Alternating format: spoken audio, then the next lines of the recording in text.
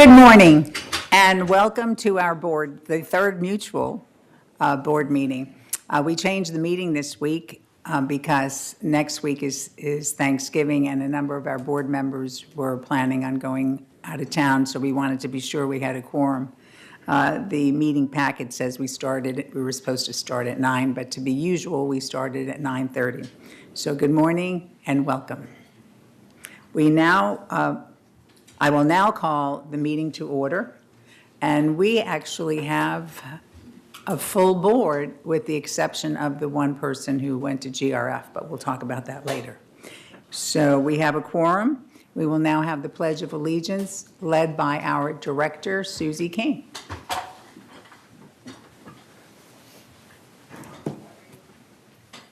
I pledge allegiance to the flag of the United States of America and to the republic for which it stands, one nation, under God, indivisible, with liberty and justice for all. Thank you.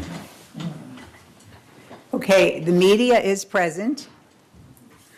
And now I would like a motion to approve the agenda. I so move. You second it? I Or would you? like to add some things. Well, it could be seconded and then amended. I second. Okay, so now we have the agenda. So now it's time, anyone have any comments on the agenda? Yes. Okay. We're ready. There are some Scrivener errors in the section on leasing. So on page 6 of 16, paragraph 9, line 3, co-occupants should be struck from that line. So you're saying page 6 of 6? Well, On he's- 12C, page 6 of 16 is what I have.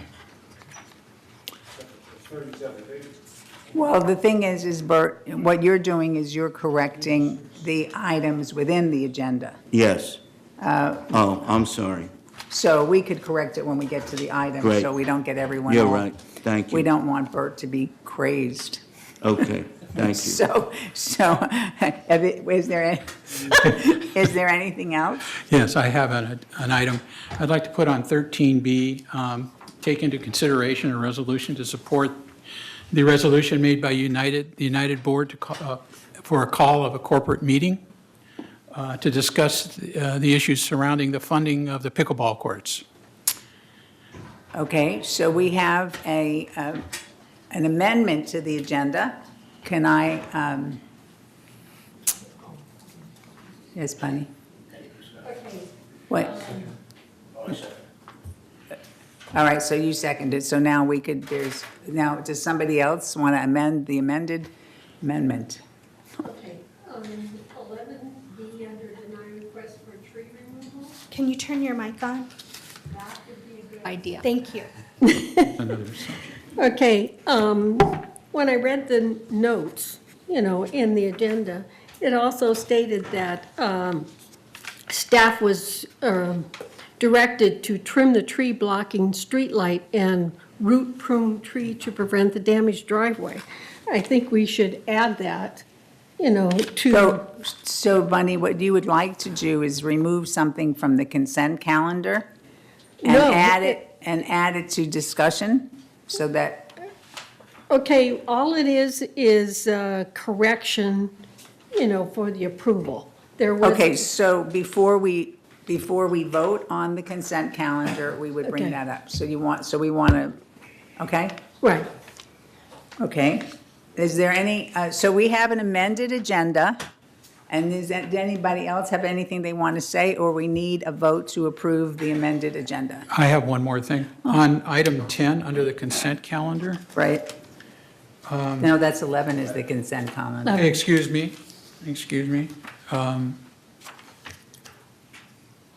Under items for discussion, never mind. Okay. I all right. apologize. So do I have, for all those, now we're going, I'm sorry, what number manner was that you were referring to? don't worry about it, Leslie. We're not worried about that? We're going to hit Okay. it when we get to the Okay, consent okay, calendar. thank you. All we're supposed to be working on right now is the agenda. Okay. So We have a motion to amend the agenda. It was made and seconded. You have that? I almost said you got that, but I realized I wasn't in Brooklyn anymore. So. What's wrong with Brooklyn? We're probably all from Brooklyn. But in any case, so now we are going to vote for the approval of the amended agenda. And at Bert's suggestion, Bert with an E, we're going to vote electronically.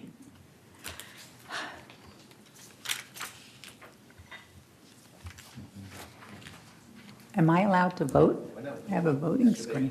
Yeah, you can vote if you want to. We're voting to approve the amended agenda. No, it just says here to approve the agenda. Approval of agenda. Well, that's what it says because you can't change the motion on the screen, but I added on there, we're adding 13B. Okay, so, So I have Director Walsh and Director Salon that still needs to vote. I voted 15 times. Did it vote? I need, I did. okay. Okay, if this doesn't work, we're going to give it up. All right, so we have everything up? Okay, so I'm not sure. Record. So I'm not sure why it's not coming up on the screen. Okay, so we're going to, all those in favor of the amended agenda? I need the It's unanimous. vote to come up. Lori, you have that while she's over there working? Okay, good. And then I have to, I have to go back to the original agenda to approve that. No? Oh, it's amended? Okay, all right. So now we are going to need a motion to approve the minutes. Do we have a motion? I so move. Can I ask a question? Need a second. Well, we need a second before we start discussing. Susie has seconded it. All right, Steve or Susie, do you have anything you want to say? Because you get the first shot. All right, now Bunny, go ahead. Okay. Can you turn your mic on, please? In the package, there was. Do you have your mic on? Maybe you should leave it on all day. And you can hear my thoughts. All right, okay. Okay. My question is that in the agenda package, I didn't see an M&C minutes that I could refer to. And so I was wondering if that was really, we were supposed to have all the minutes from all the committees, correct? Absolutely correct. Okay. So Bert would like to speak. Right. I noticed that we didn't have it in the agenda either. And I got to Lori, and Lori said she would have the minutes for that meeting prepared. She does have it prepared. She should be running it off and bringing it down. Oh, okay, great. Should be. Lori, could you? Okay, we have to, well, all right, in any case, all right. So we have a motion, and it is seconded. We had a little a comment, which is very good. Thank you, Bunny, for being so on top of everything. So all those, are we doing this? Yes? It's Everyone, please vote. We're going to try electronic again.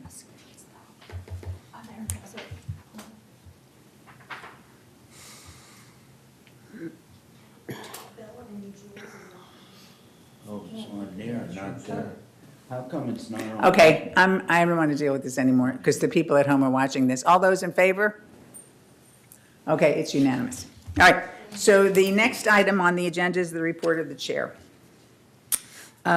First of all, I'd like the residents to know that we are trying our best to move all of our meetings that we can into the boardroom. We have this lovely room, and because our people are welcome to come to our open meetings. So we have this lovely room, and we should use it. But the other thing is this room is set up for the hearing impaired, whereas a lot of our other rooms, like the Sycamore Room or the Willow Room, et cetera, are not. And this was actually Susie's idea, because she said, could Brad equip all of the rooms for the hearing impaired? And the answer was no, but we have this room. So we're trying to do that, so people might just notice that our meetings will be in here. Eventually, we might get to the point where the meetings, key meetings such as M&C, Finance and Landscape will be able to be taped and televised, but we're not quite there yet. We're trying to get all the meetings into this room. The other thing is that due to the GRF election last week, we lost one of our board members to GRF, and that is, I almost forgot her name. Wouldn't that be terrible? You leave us and you're gone. No, and that's Annette. So we are accepting applications to fill her position, and the applications are available up on the second floor. You should try to see Leslie, but if Leslie isn't available, Catherine is there also, and they're also available online, and we've promoted that in our blast. And when does that close? I'm going to check on that and I'll let you know. Okay. Usually, we leave it out, posted for 30 days. So if the election was last Wednesday. Oh, and then also, we have a position coming up, all right, we also have a position coming up on VMS, and we do have a very good incumbent who has applied, so it's not like, we're not going to have any applicants. I asked Bill, because I always like to ask Bill things, what if we only have one applicant, what do we do? So we have to check that out. So, but we do have an opening for VMS, that, and also applications online through Leslie or Catherine. And that one closes sooner, because we posted it sooner than the third one. And then we're going to have an open meeting where we interview the candidates, and then we appoint the candidate, and then we'll be announcing them at our next board meeting in December. So, but if you don't want to run for the board,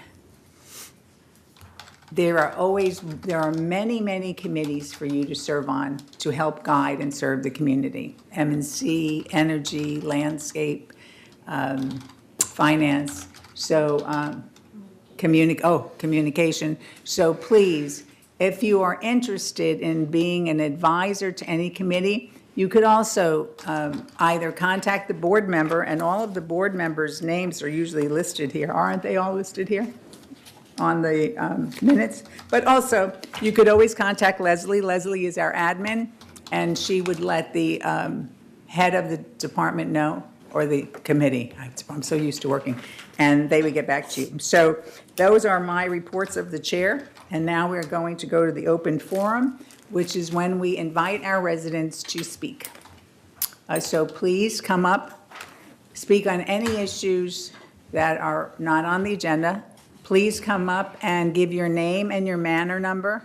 This man has a little card in his hand, Leslie. Is he supposed to give it to you? Okay. For this part of the meeting, the members are asked to speak. So if you're a renter, you don't speak at this meeting, you can come to any one of the committee meetings. So you have to be a member. So you give your name and manor number. You have 3 minutes, and we don't answer you individually. We wait until the line is finished. It's not a long line.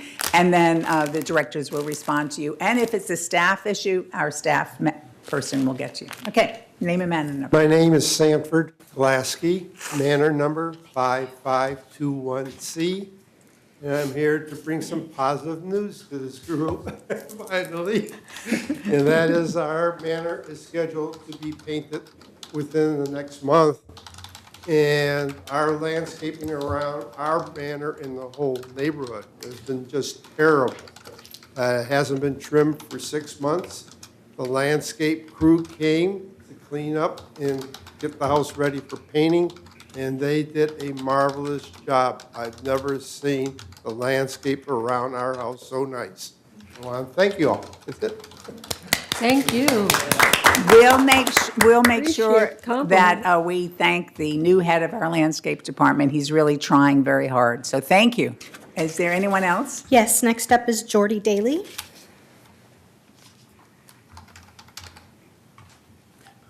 Hello, Jordy Daly. I'm at 3335 Good morning and Punta welcome. Alta, Unit 3C. 3335 3C. 3C. I'm here again to talk about the bed bug issue. I realize that it's a huge problem in the village, especially a village like this. The law says that individual owners are responsible financially for treating their own condo.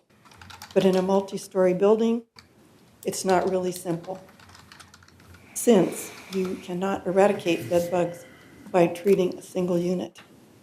The law did not seem to address the special circumstances of a retirement village like ours, which requires the involvement of the board. The infestation is ongoing.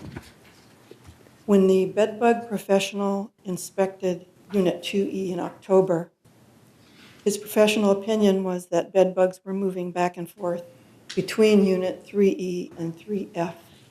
And unfortunately, I don't believe 3F has been professionally inspected. There is no easy solution to this, but we think that the solution is to tent the building. It is up for termite tenting. It's already on the calendar. And we've been told that additional gas can be used to also kill the bed bugs. I understand that this is a $2,500 additional cost, but the people in our building, the owners in our building, are willing to pay the $120 per unit to cover that cost. It seems like it's a little too late to try to do individual treatments to the units. It's been 4.5 months dealing with this. I'm pretty weary, as is the owner of 2E, which was the beginning of the problem. Small things like ordering bedroom furniture and then not being able to have it delivered because you don't want the bed bugs in it, that's happened. Another person, a frail man, is going to go live with his father. And if they want to sell their unit, I don't think that's going to be possible. So there are impacts besides just the bed bugs.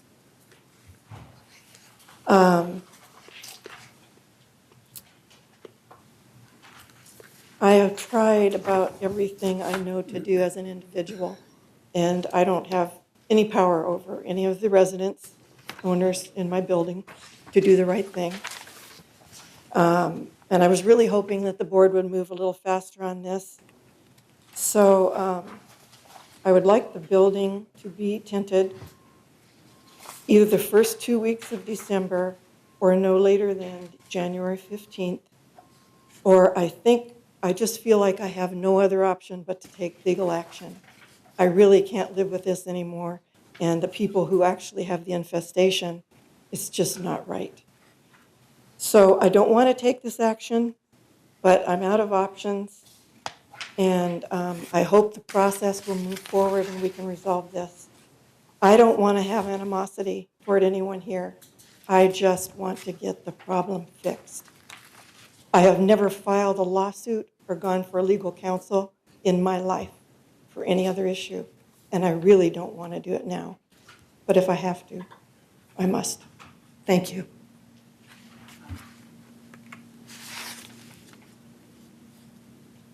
Is there any? That's it, as far That's as I it? have. Okay, so we don't have to comment on the person who has a compliment, Why not? except thank you. Oh, we can, except thank you, thank you. Yeah, But I want to make a comments too. wait a minute. So now I'm going to ask the board members Okay. to comment to the residents, and I know that you will. So Bert, please. Yeah, well, first of all, there's a gentleman that I thought was going to speak. He lives in the Garden Villa building. And in the kitchen area, they have a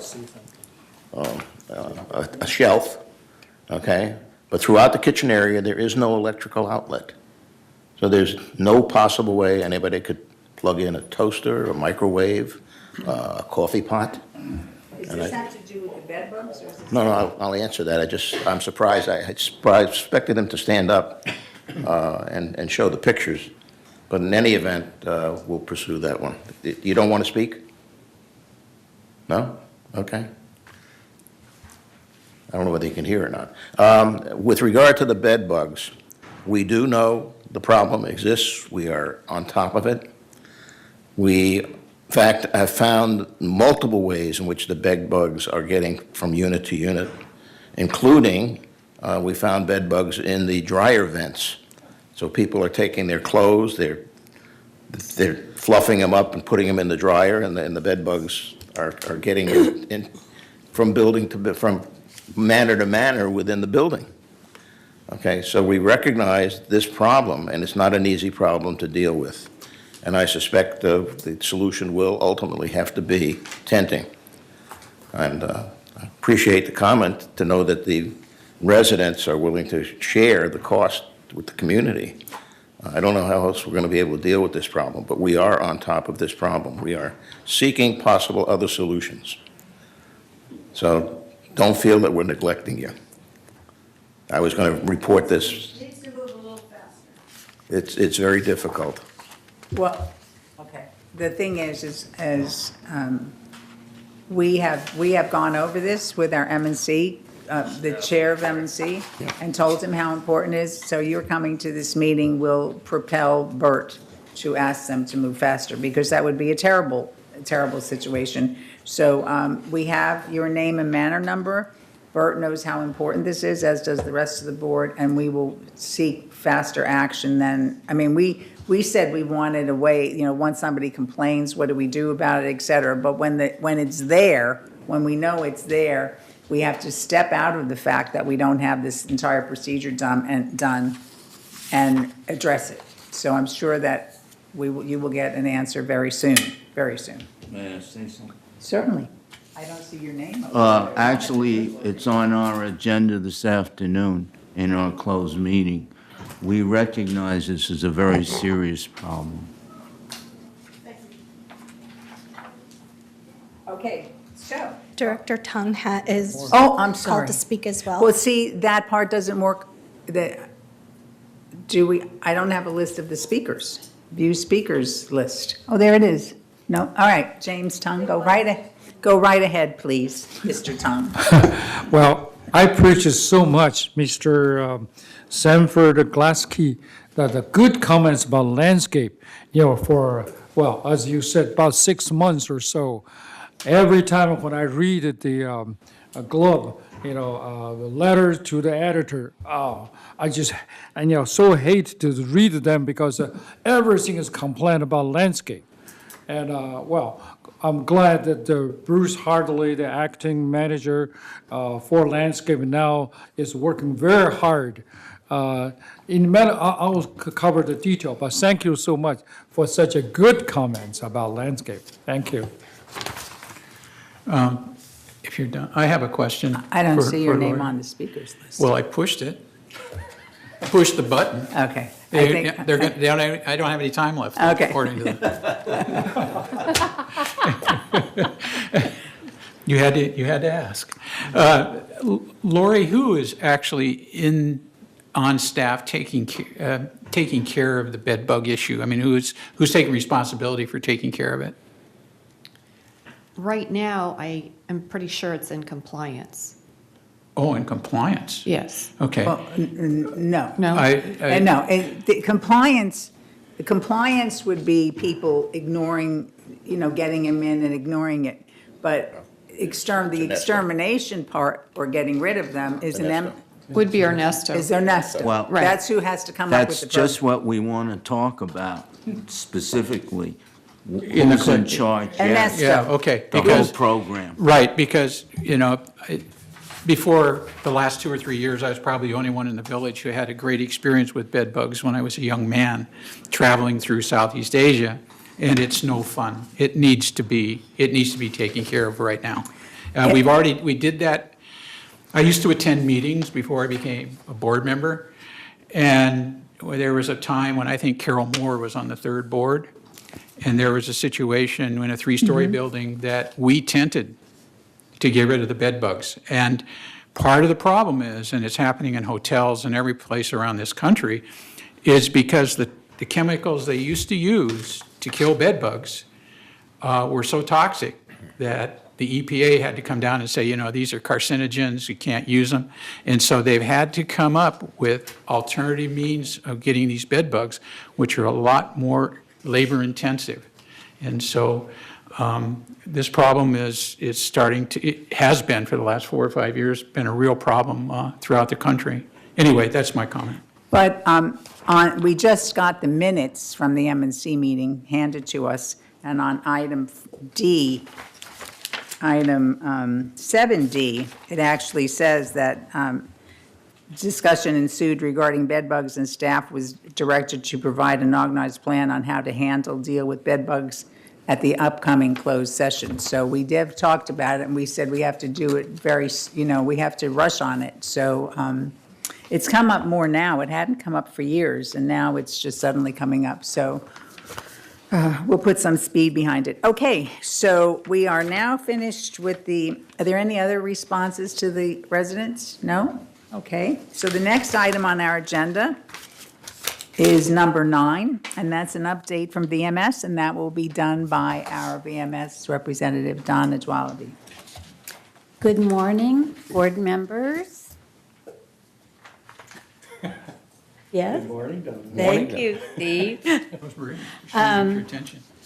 I want to start today by clarifying once more. People still ask me again and again, what is VMS? What does it do? Why are they doing this? Why are they doing that? And so I just want to clarify quickly for the residents that VMS is the management company that fulfills all the service requests.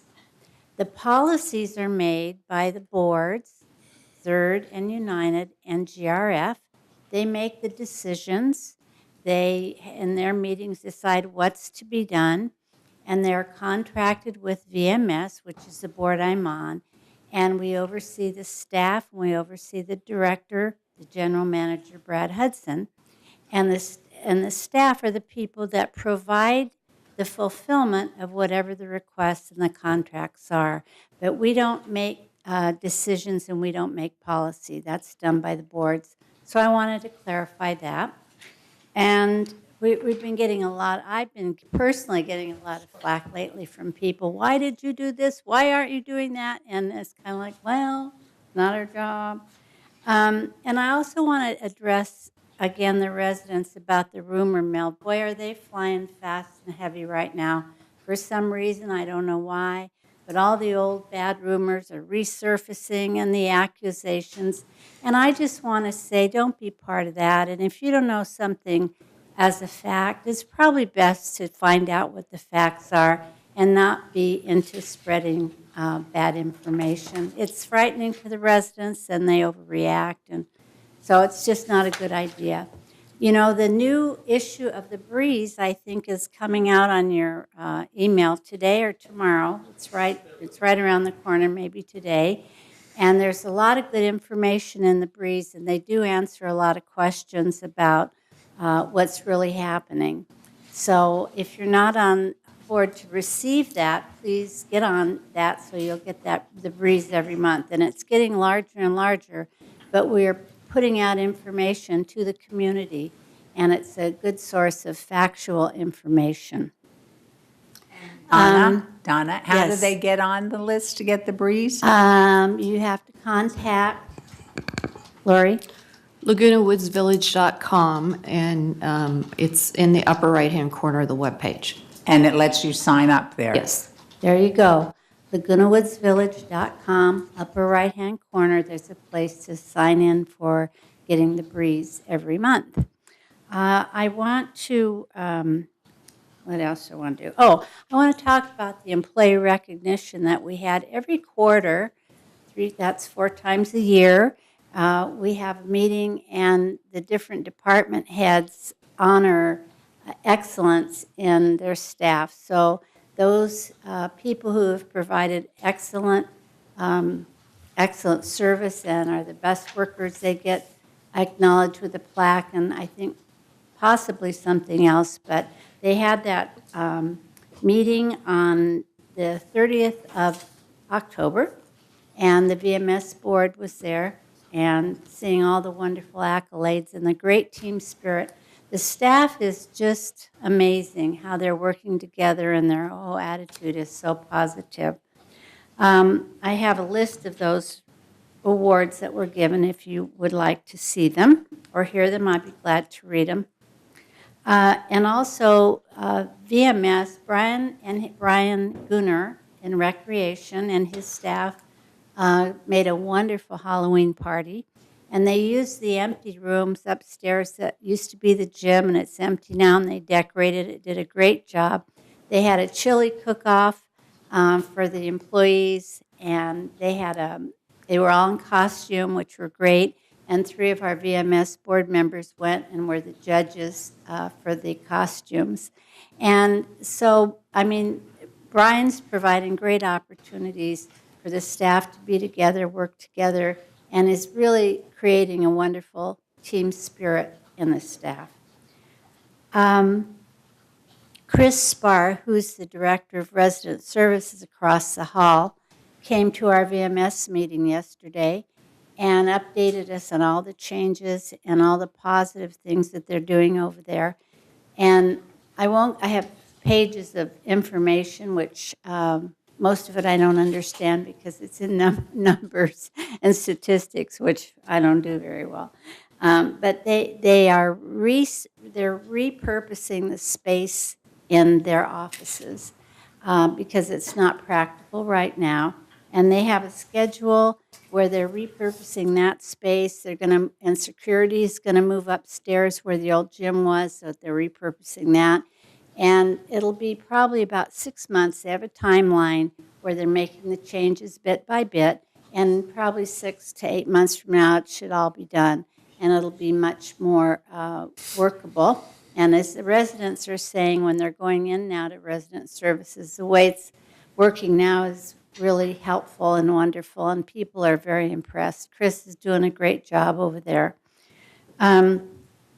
They're also doing staff training, which I thought was very interesting. They're doing it with videos. They have 11 videos, and the staff is doing these videos one at a time, and then they're discussing the information, and it's all about customer service and how to respond when people are upset or irate or in difficult situations. And so these people that have worked there all these years have never really had any training.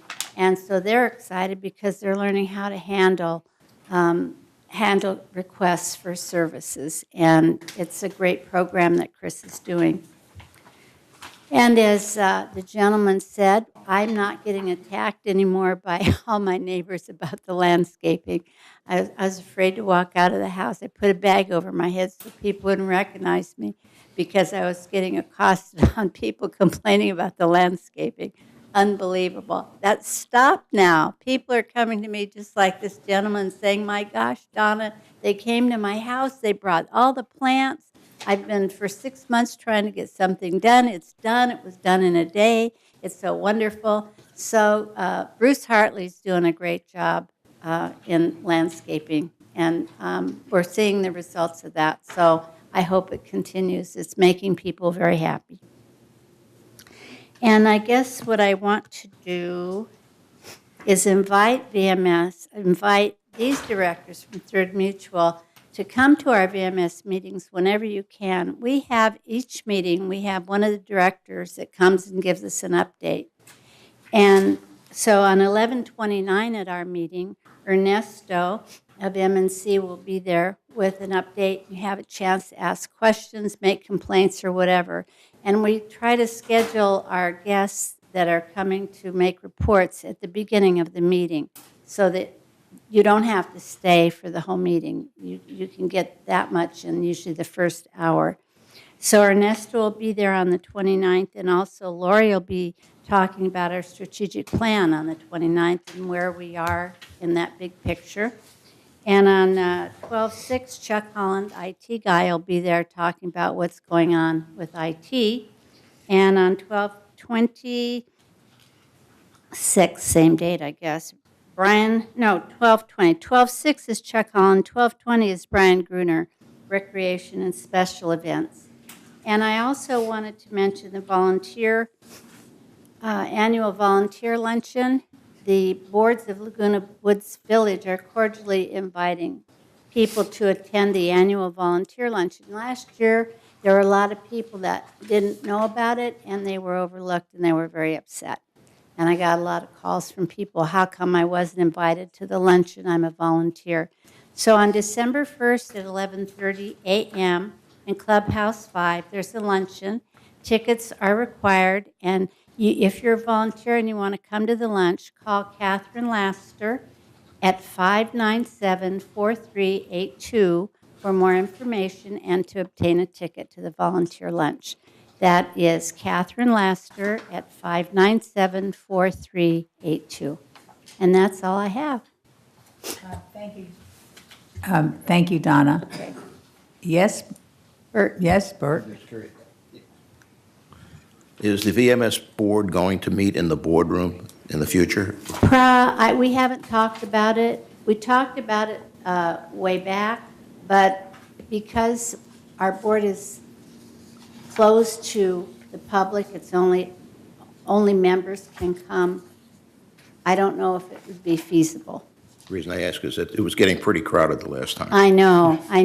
It gets crowded in there. But we'll talk about it again now that the boardroom's being used more and more. That's a great thing. Thank you. So, yeah, I'll bring that up. I have a question. Bert? Oh, go ahead, Bert. I'll wait. I think you ought to point out that these VMS meetings are not open to Right. all the residents. Only the directors Right. are members of the VMS. Right, so I will underscore what Bert just said, because CMS is a private corporation, the members are the corporate board members. So they are our members, just as the residents are the members of the GRF and the homeowners boards. The residents are members of those boards. Our members in the VMS board are the corporate members, which is the directors of United, Third, and GRF. But it's the meetings are not open to the public. Anything So else? we have Steve Parsons would like to ask you a question. One of our former VMS Yeah, board members. alumni. You had mentioned that there were topics that were given to you that were not VMS related.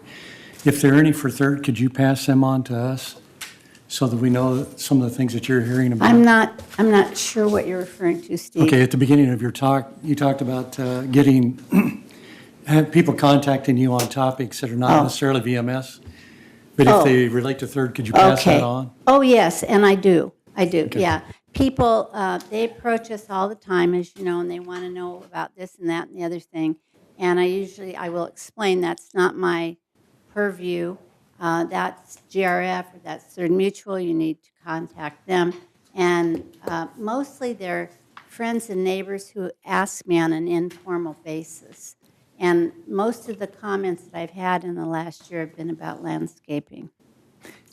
And if it's something that's important or that I think you would want to know, I sure tell us, one of you, yeah. Are you asking Donna to walk outside with a pad and a pen? Okay, that's a good. My memory doesn't work anymore. I this. have a few questions. Number one, I've been into resident services because I had a difficulty with broadband, and here I am, a board member. I didn't even know that they moved from the third floor. So I don't know. So broadband is now in resident services. So Yes. that, just let everybody know that. Yeah. But there was somebody in there who, even though they finished at the window, they were still irate. A resident, you mean? Yeah, a Okay. resident. And I wonder, we certainly can't have a button there that says, if you're not happy, push this, because people would come right in and push that even before they went to the window. But I think that this is something that resident services should, I hope they're dealing with it, but think about it.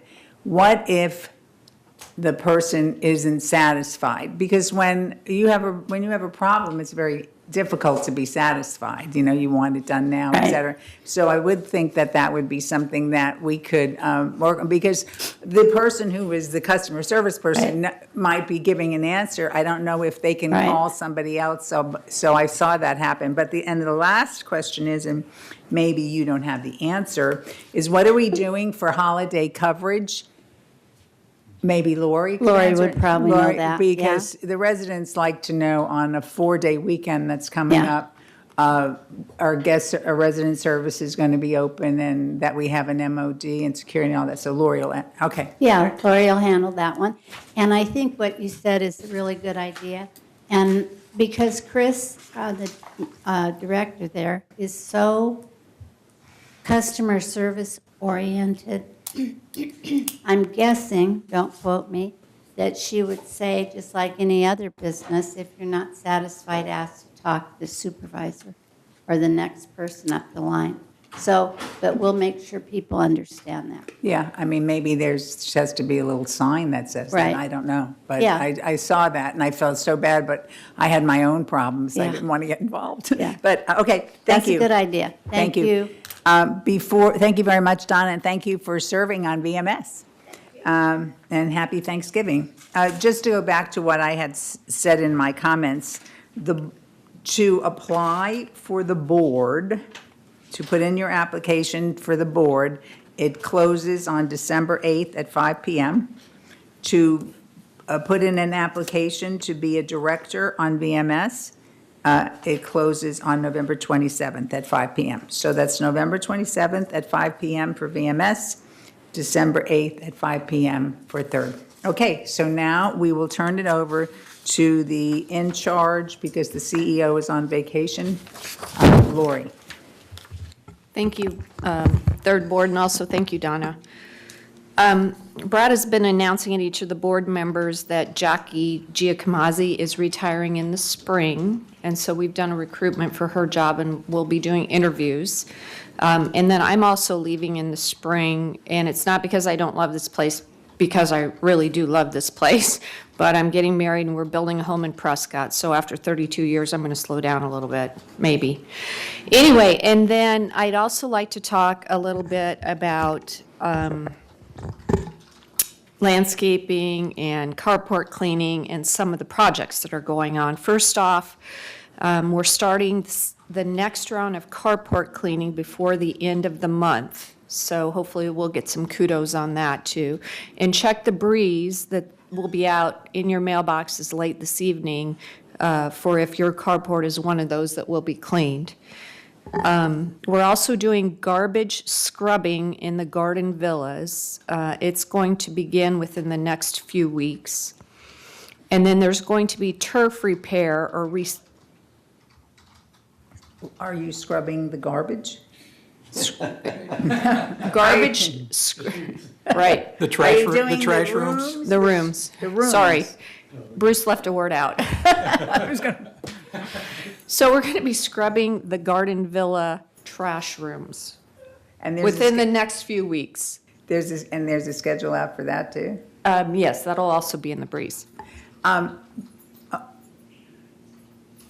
are they, for people who don't read the breeze, how are we notifying the residents? Because this is a communication issue, and like, sometimes they put a note on your door. Sometimes they tape a note to the carports. There was a carport note thing, it's a door thing, it's a mailroom thing, and I would love us to try to do something that's uniform, so that you know that it's always going to, you don't live in a garden villa, how would you know? I know. I'm Gardenville Association head. No, but I mean, the last time, there were little things taped to the beams. carport, to the Right, beams. right. And that sort of should work, because people go out and use their car. But I don't know. So if we just had a thing that from now, this is the method we're going to use for notification, I think it would be a good thing. I don't know what the right answer is. Sure. But I'll check on that. I think there's a missing link here. At the last MNC meeting, we approved appropriation of funds for cleaning out the garbage chutes. That's on the. That's on this That's on agenda. it. And It's those on our are, they're agenda. called trash And chutes. to clean out the room prior to that does not make sense. In other We'll words, make that- sure we coordinate it. Yeah, please do.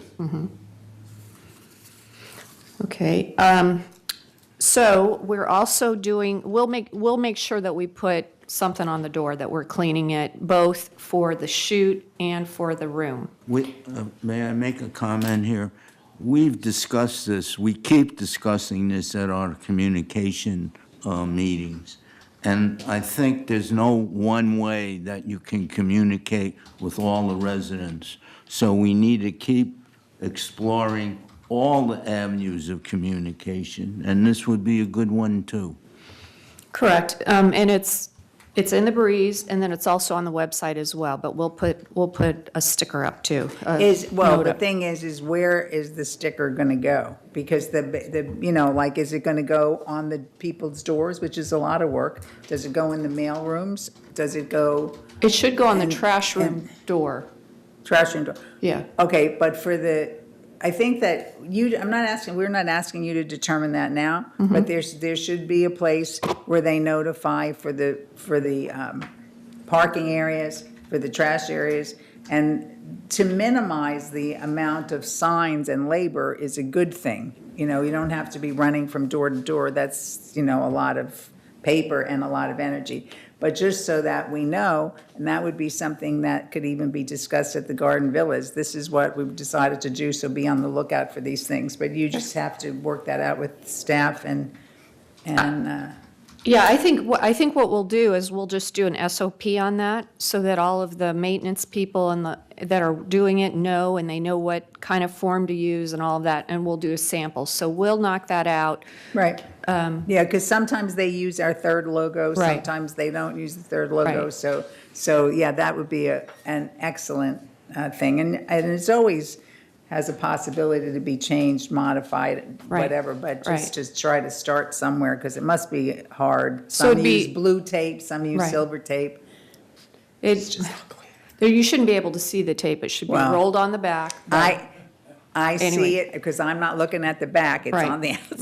Right, So- right. So it would be things like, I want to put everything in the SOP, the prior to paint and beam replacement and the cleaning and all of that good stuff. So we'll get that started and we'll run it by Bert. Okay. And you mean Bert and Bert, or just this Bert? Just That this- Bert? Just this Bert? Just this Bert, yeah. Okay. Thank you. Bert can see it too if he'd like. Okay. No. No? Okay. All right, so Okay. turf repair or reseeding has begun. And what we're doing is we're focusing on the areas where we have received requests and complaints. So that's the first area.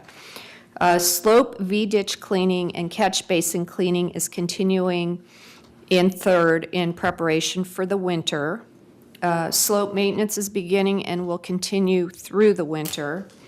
And then we're scheduled, tree trimming continues in third, because this is the season for that. We lost a supervisor in third. Dennis Pratt is no longer with VMS.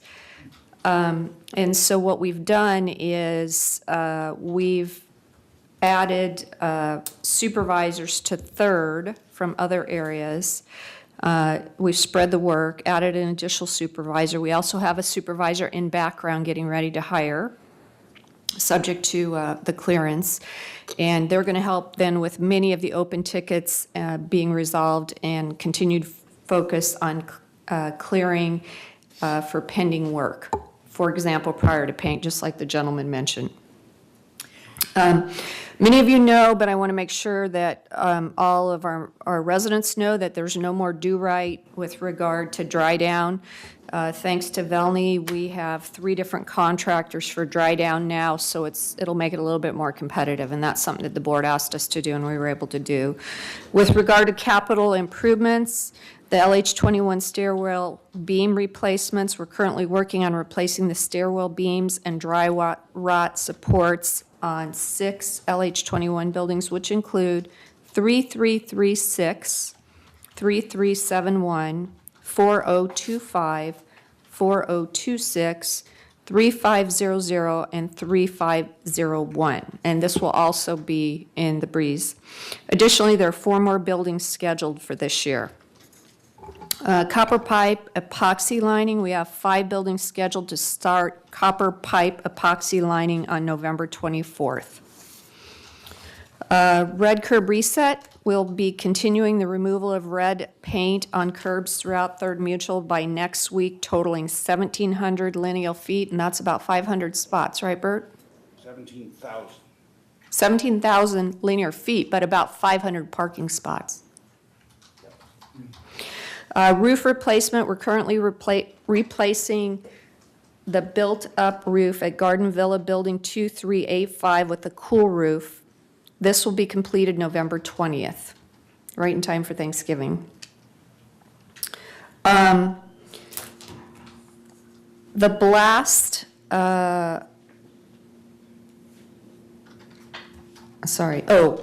okay, so with regard to resident service, I don't have the exact dates and time that they'll be working, but last year they did come in and work the Friday and Saturday of Thanksgiving, so I'm sure we're going to do that again. What we ask is for people to work overtime. We'll have that information in the blast. There'll be a blast that goes out Wednesday so that everybody knows. I'm the Excuse me, you mean Wednesday before Thanksgiving? Wednesday before Thanksgiving. I'm the manager on duty, so everybody call me. I think everybody has my number or email. I'll be checking that all of Thanksgiving.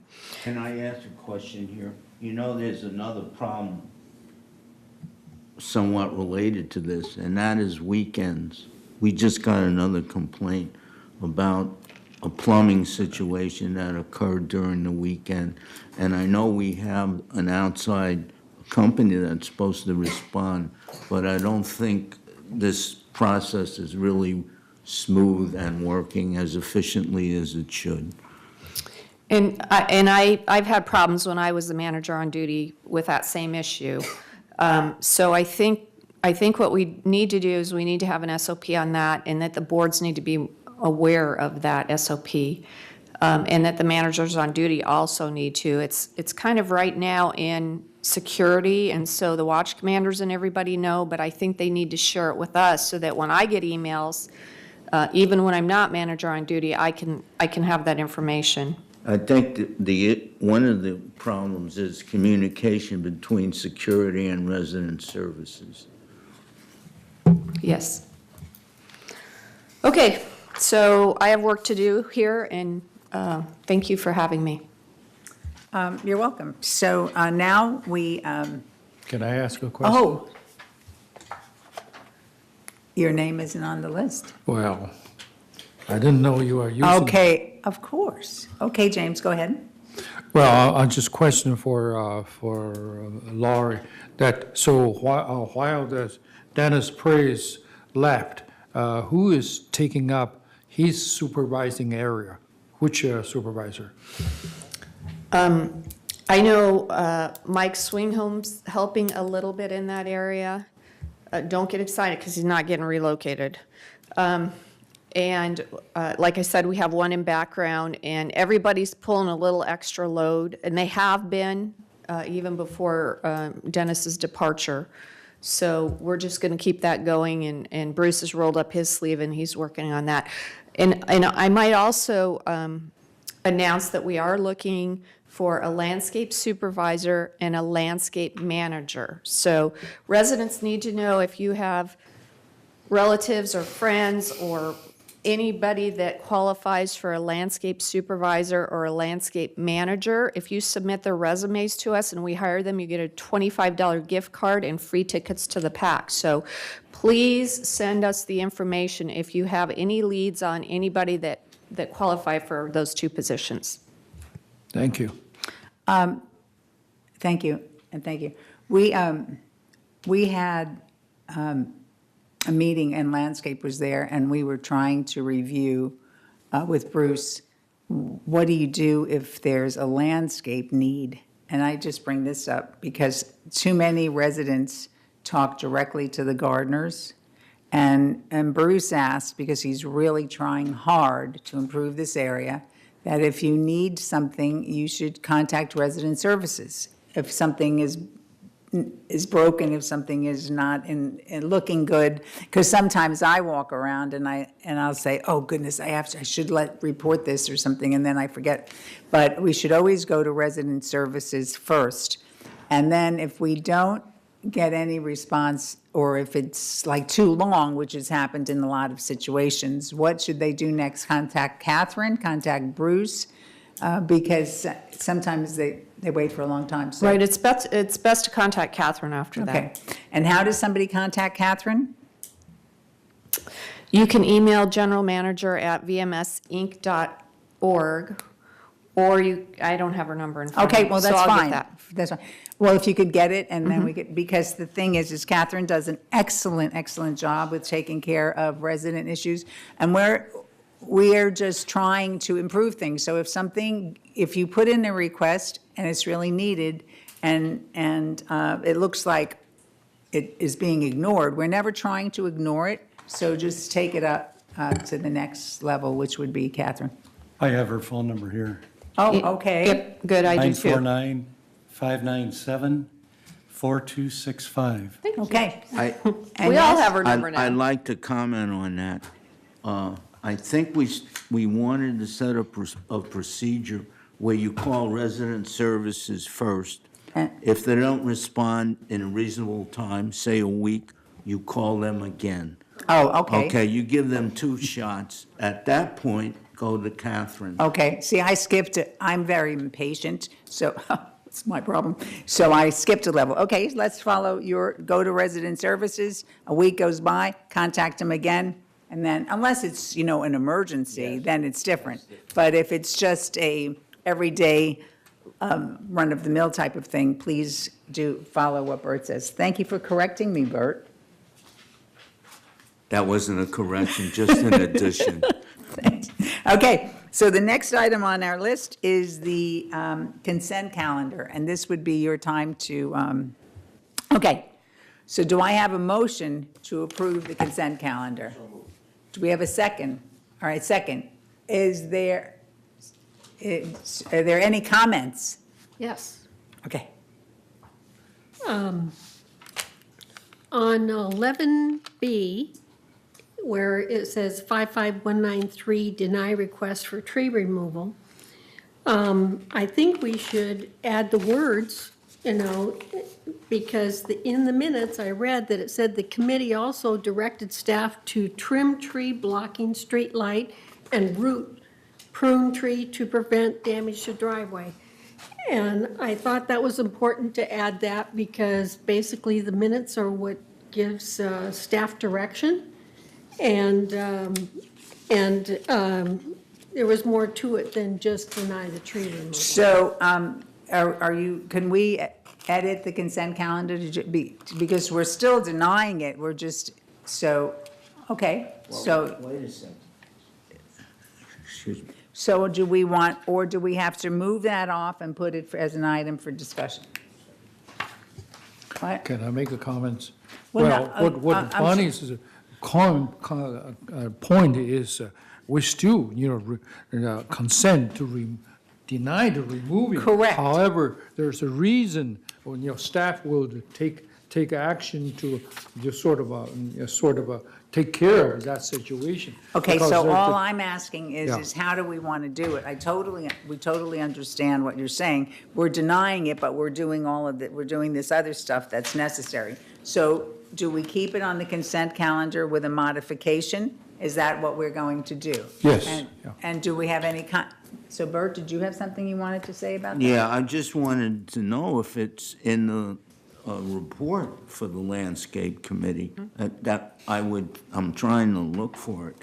It would probably indicate what they decided to do, am I right? Yes, and that's what I referred to because I didn't go on the tour. So I referred to the minutes. It's not in the And minute. it is in the minutes. It is in the minutes? It is, in the- but in I the thought it minutes, should yeah. be carried over. Correct. So You it's know? in the minutes, all right? Right. So we could actually notate on there, deny a request for tree removal, and then note the minutes about the Right, trimming, et cetera. we could do that. Okay. And- Okay. And I had a couple of other questions too. I was noticing that a couple of the architectural control requests, the resolutions did not contain that the awareness forms. Okay, and where is that on here?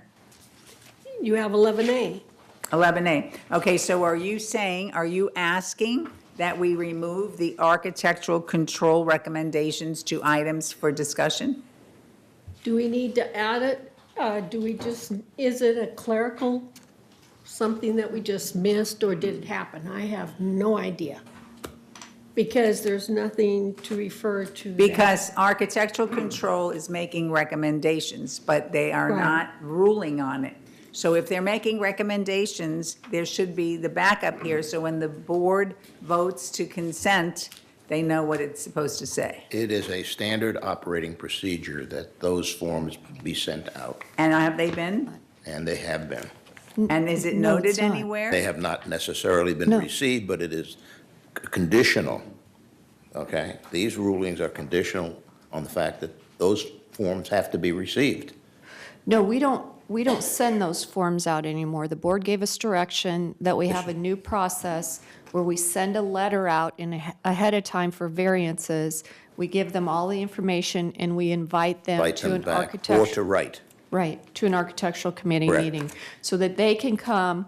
It's actually very much more transparent because we've broadened the area that we send the letter to up to 150 feet or line of sight. And so we invite them to an architectural control committee, and you've been having a lot of residents there speaking. And then they can either write a letter within 2 days of the meeting so that the board gets it, or they can come and speak and their information is reflected.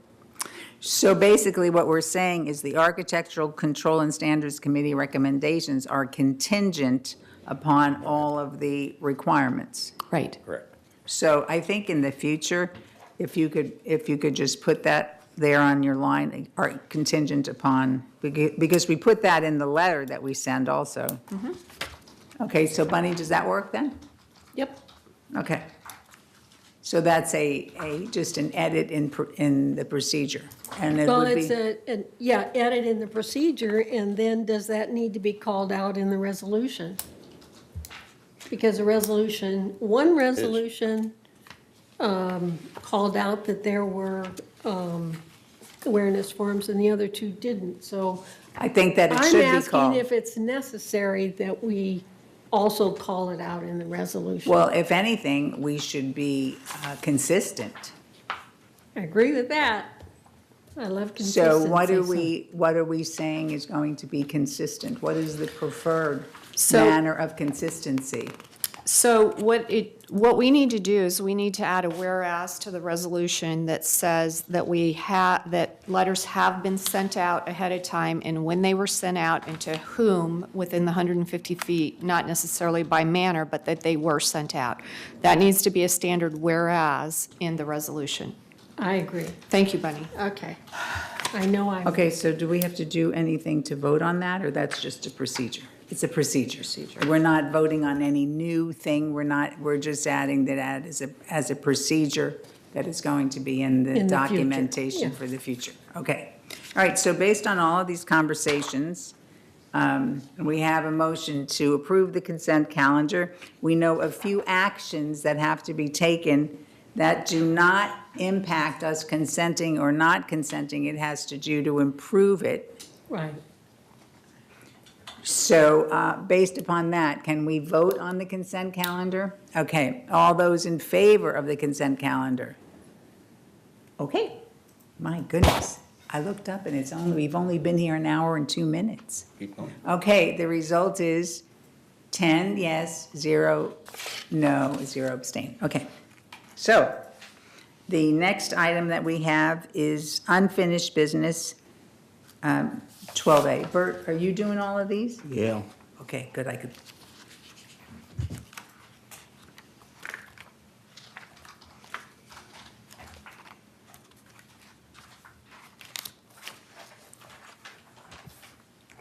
This is the golf cart resolution, policies and procedures. I'm not going to read it all, it's quite long, but I will read the whereases.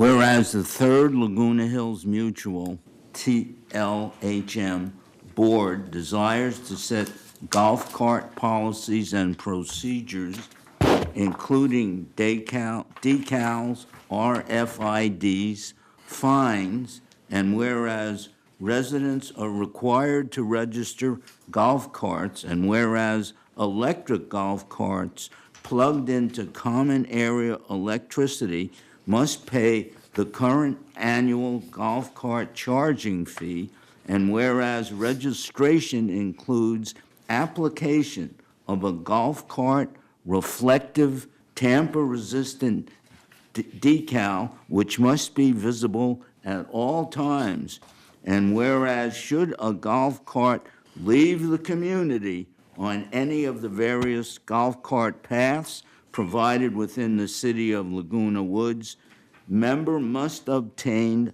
a RFID sticker after paying the required fee, and whereas the golf cart decal and FRID remain the property of GRF, and whereas TLHM has concerns about properly maintained golf carts, unattended extension cords, and golf cart chargers that are not positioned at least 6 inches above the floor, now therefore be it resolved on December 19th, 2017, that should read November, oh no, that's still a 30-day, sorry, on December 19th, 2017, that the following amendments are made to the golf cart section of the Laguna Woods Village Vehicle Traffic and Parking Rules. So now there will be different colored decals that will be issued depending on the use and the type of golf cart. So if you have a golf cart that's garaged and plugs into private power, they will get a rectangular green decal. If you have a golf cart that's gas operated, you're going to get a rectangular red decal. Golf cart plug-in vehicles in common area. These are resident golf carts that are allowed to connect to the common area electricity within the mutual. They will get an orange decal. So we have green, red, and orange decals. And the ability to charge is included in the annual electric golf cart fee for registered carts to any manor that does not have a private garage. Golf carts will be issued a TLHM decal, which should be affixed to the staff, by the staff to the exterior of the rear fender, okay? All golf cart charging equipment must be certified and maintained. The decal may be revoked upon expiration or withdrawal or termination. Any golf cart connected to a common area outlet without authorization will be disconnected and receive a notice of violation. Non-residents or guests are prohibited from connecting to common area outlets. Now, unattended golf cart extension cords, battery chargers. Unattended extension cords may not be used in the mutual for any purpose. All golf cart battery chargers must be elevated a minimum of 6 inches above the floor. Fees and fines, there's a sheet published by the mutual which shows you the schedule and the fines.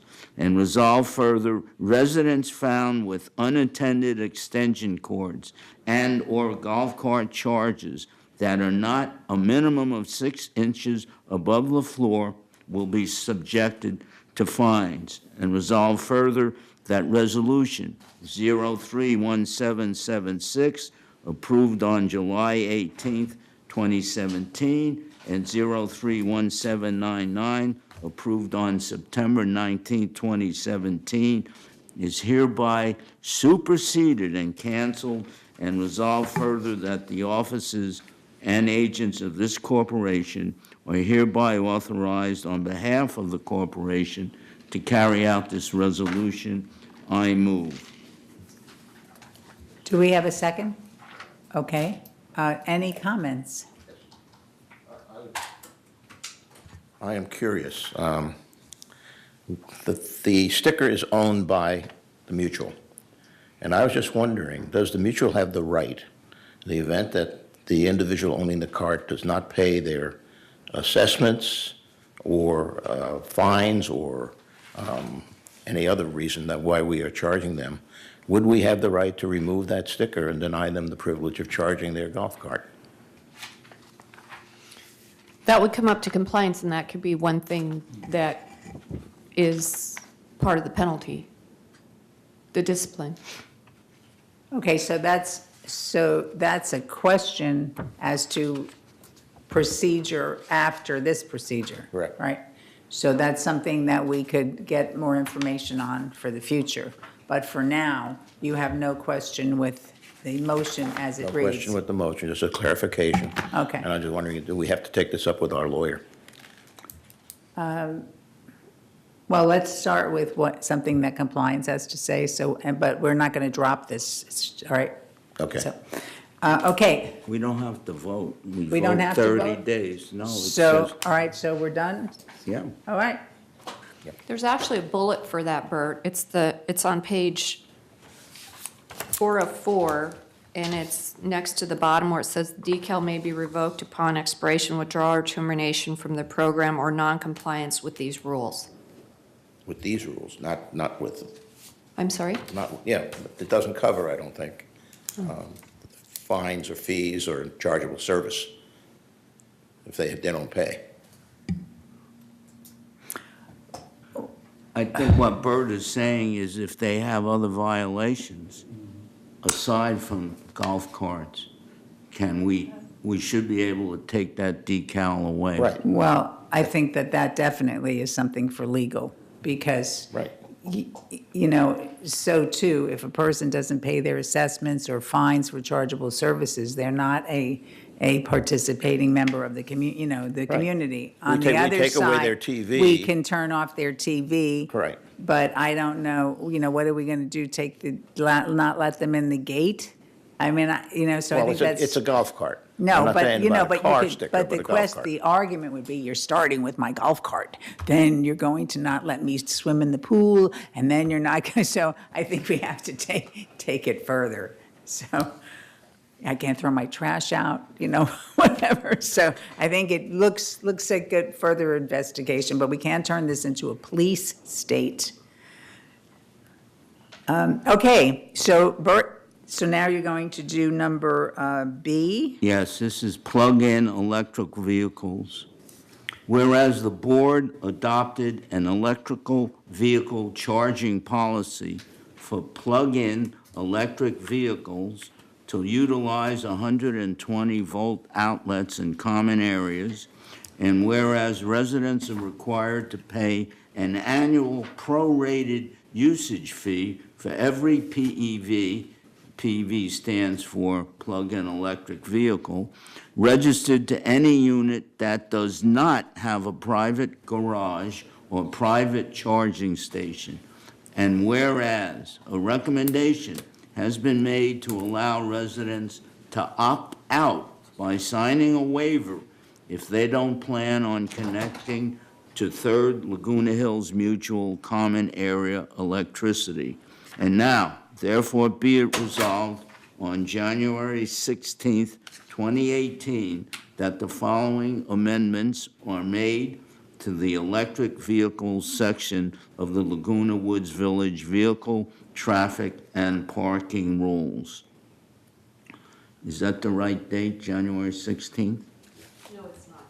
I think it would be in December, December 19th. right? It is December 19th. December 18th. December 19th. 19th, so it should be resolved on December 19th. Yes.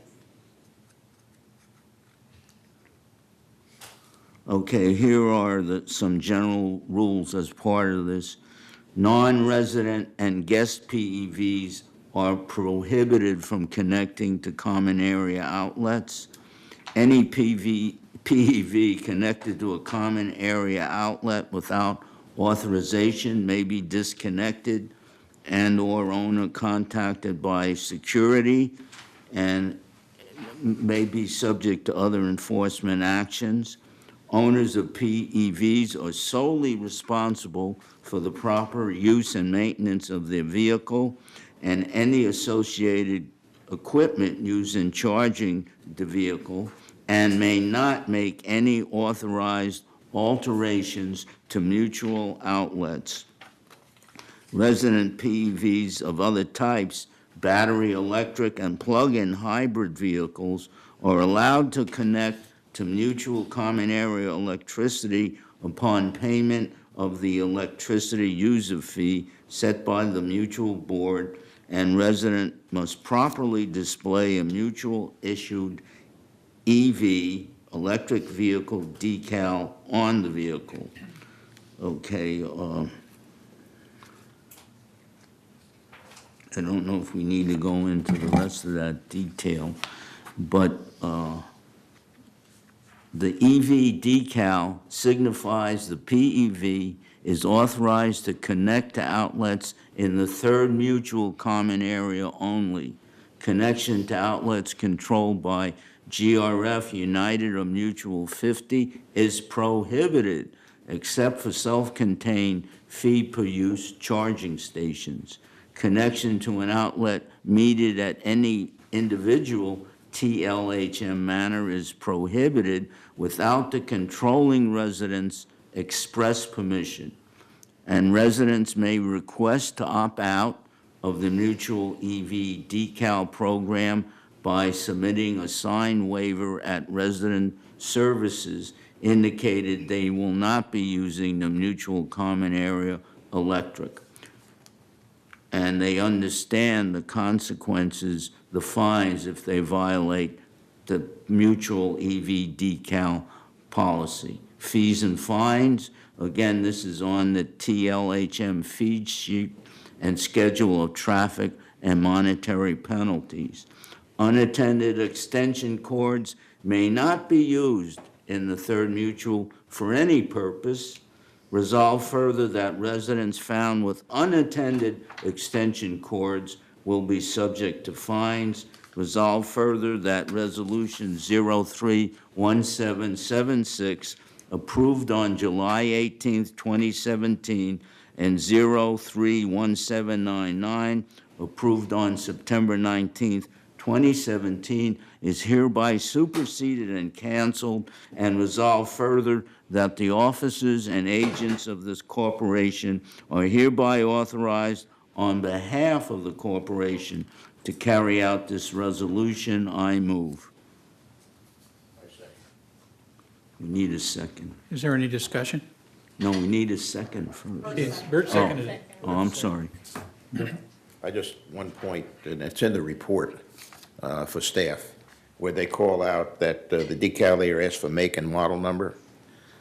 We have been asking for a long time that we know whether or not this car has hydrogen, Okay. okay, or Where is that, it's a Bert? hybrid. And if we would ask for the VIN number, Okay. all that information is coded within the VIN number of the car. So that's what we should be asking for. And where is that, Bert? On page 2? It's on the report, page 1, under discussion. Oh, I'm sorry, it's not in the resolution? No, Is it's it- not in the resolution. but I Okay, we think it's need to put important that in the resolution. It should be a now therefore. Or resolved further. Okay, I'll add that, and then it'll be at the end of your 30 days. Okay, thank Next you. time. Steve? Yeah, just as a matter of clarification, on page 4, where it says unattended extension cords are not to be used in Third Laguna Hills Mutual for any purpose. Are we saying outside of the charging or in general? I think- Because if we're talking in general, that's a general. whole different ballgame. Yeah. Yeah, So you can't use them for Christmas lights and things like that? That's right. You should not. That's Which is- not my understanding. Right, but if they're on your patio, It's, they're not unattended. right? Well, that's semantics, because it says for any reason. Steve's making a good point.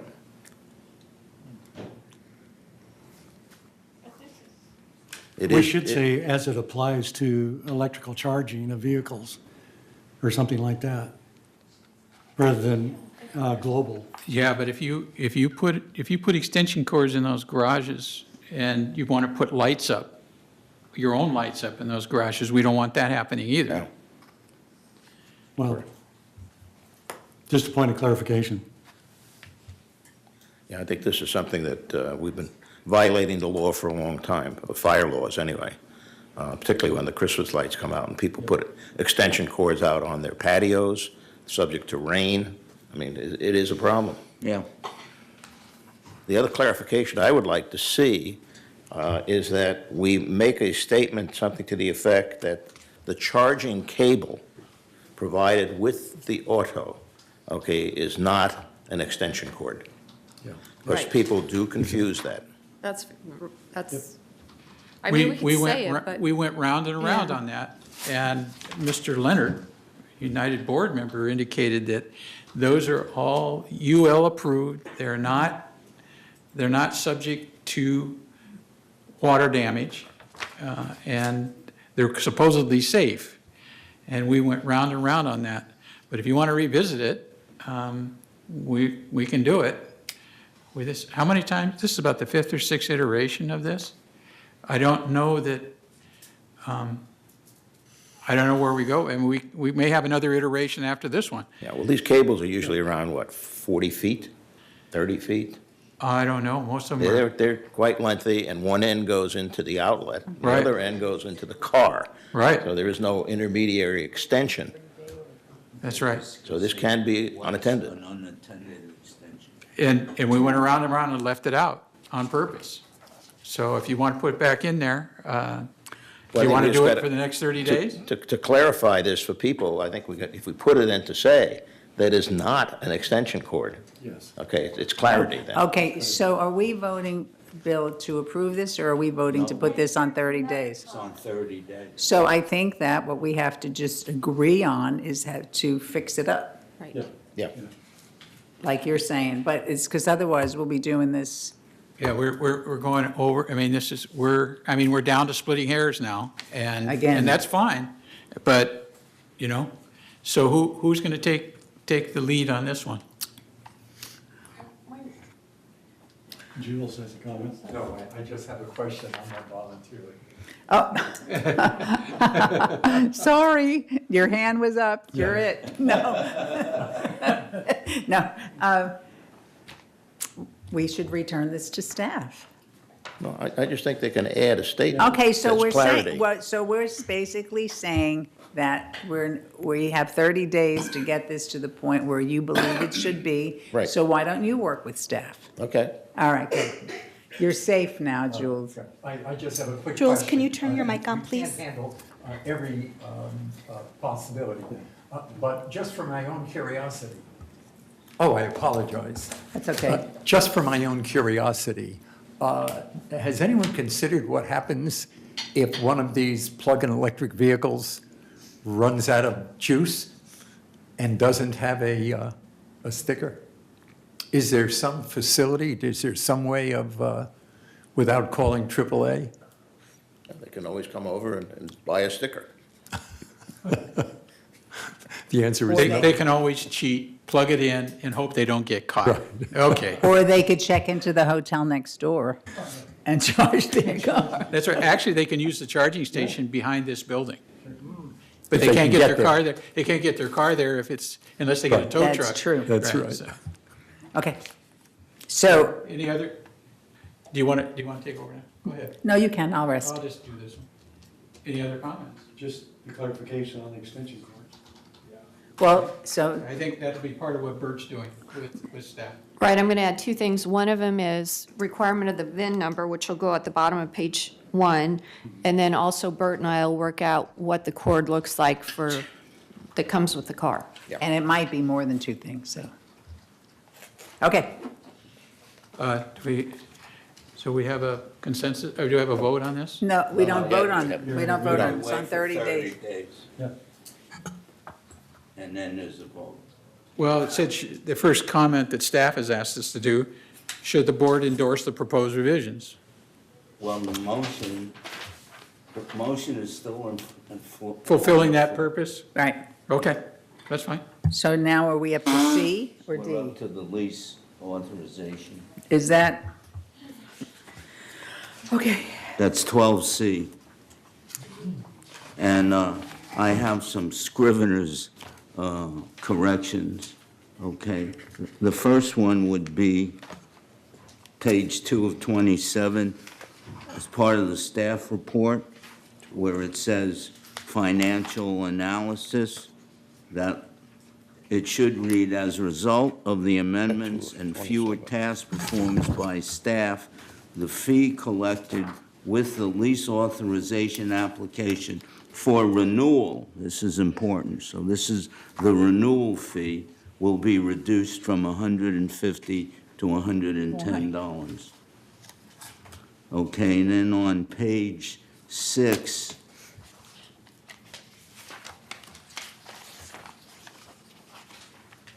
let's see if I have the right page, of 16, paragraph 9. Yes, paragraph 9, line 3, just strike co-occupants, where it says lessee, the members, What co-occupant, page? lessee, guest, care provider and vendor, invitee or contractor. Then it says, as well as the co-occupants, guests, care providers, invitees, or contractors of the members lessee. Members lessees don't have co-occupants. So we're just striking that co-occupant at the end of that line. That's the third line in paragraph 9, number 9. And then the last thing we would like to change is 12C, page 27, the 6th paragraph, line 4, okay? And we want to add the words rescinding of, so it should read, as soon as I find it, It's page 9 and 27? page 27, part of the resolution. Paragraph 6. Resolution. It's paragraph 6. That's the resolution 12C, and we're saying that the,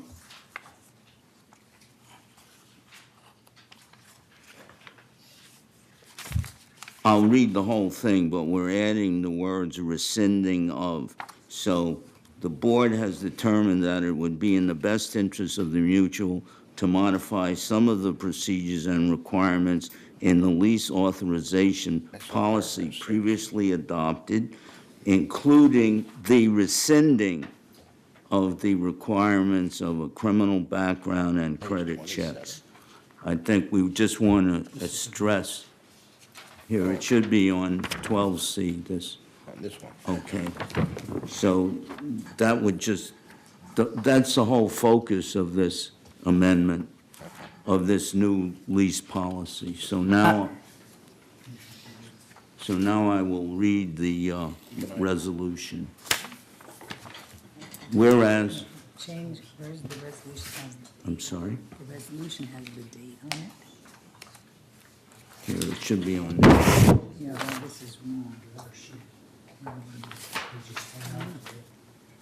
it's the 6th paragraph. Okay, do we have that? Okay, I will read the lease authorization. Go ahead. Whereas the Board of Directors, the Board of Third Laguna Hills Mutual, held a meeting on November 16th, 2017, at which a quorum of the board was present, whereas the board is obligated to manage and enforce the residency requirements for mutual members and other residents and tenants as set forth in the mutual's governing documents, including, without limitation, the mutual's declaration of covenants, conditions, and restrictions, CCNRs, bylaws, and operating rules. Whereas pursuant to its duties under the mutual's governing documents, the board is obligated to review lease applications for prospective leases between mutual members and their proposed tenants in accordance with the provisions of the bylaws, CCNRs, and operating rules, whereas the board adopted a lease authorization policy by Resolution 031767 for the purpose of clarifying definitions, fees, charges, terms, and conditions, and implementing new procedures with an emphasis on certain select operating rules, which included a requirement that criminal background and credit checks be submitted by members seeking authorization to lease their manor along with a copy of the lease agreement.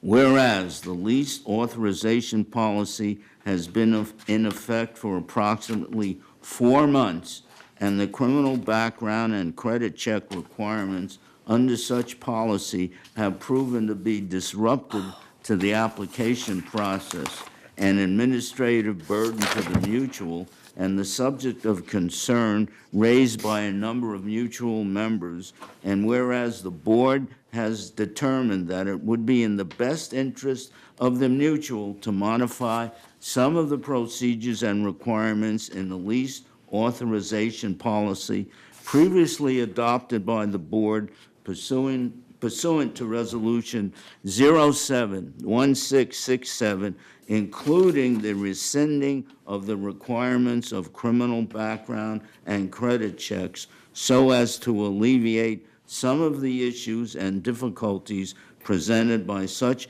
previously adopted procedures. Now, therefore, be it resolved December 19th, 2017, that the Board of the Mutual hereby approves and adopts the revised lease authorization procedure application, and resolve further that the mutual's managing agent is hereby directed to disseminate this information to the realty community serving Laguna Woods Village. Resolve further that Resolution 031767 and the prior version of the lease authorization policy adopted by such resolution are hereby superseded by this resolution, and the revised lease authorization policy adopted pursuant to this resolution, and resolve further that the officers and agents of the mutual are hereby authorized on behalf of the mutual to carry out this resolution. I move. Somebody second. I just, if I have a minute, I just want to point out the significant changes here so people are clear. We not only now have rescinded the need to get a background and criminal check, although we still recommend it, we have also made the process a little easier in the sense that we've separated the actual procedure from the application. And rather than having to check off every page of the procedure, there's a one-page document now that both the lessor and the lessee can sign, signifying that he's read the policy and understands all the provisions in it and will abide by it. Also, we have this provision now on a one-page document that the lessee signs to indicate he's not committed a felony in the last 20 years, and he's also not had a misdemeanor involving moral turpitude in the last 5 years. And this is something that we require of everyone who buys into this community too. So we're not just doing it for renters. We're not trying to isolate them or discriminate against them in any way. Okay, so this has to go for approval again until our next board meeting, correct? Yes. All right. I got a comment. Okay. I don't see your name on the screen. Do you want it? Well, there I. I didn't know now we it's- were using it again. But in any event, I find that there's been confusion on the part of lessees with regard to the payment of the fee in a lot of cases. And I don't know whether we spell out accurately whether the fact is that it is the lessor that has to apply for the renewal. And it is the lessor's responsibility to pay the fee. I mean, if he wants to collect it from the lessee, that's all well and good. But we should be dealing with the lessor. You're right, Bert. But in fact, they usually both come to the office because the lessee needs to get an ID and they need to sign the form. Yeah, So, but I but have- you're right, it is the responsibility of the lessor. Right, and I've had concerns expressed by some lessees. Yes. You know, Yes. Well, you're right. Bert, there's been so much controversy, et cetera, with this, and thank you very much for working so hard with your committee to hear what the residents were saying. But the real reason why you got involved with this is because,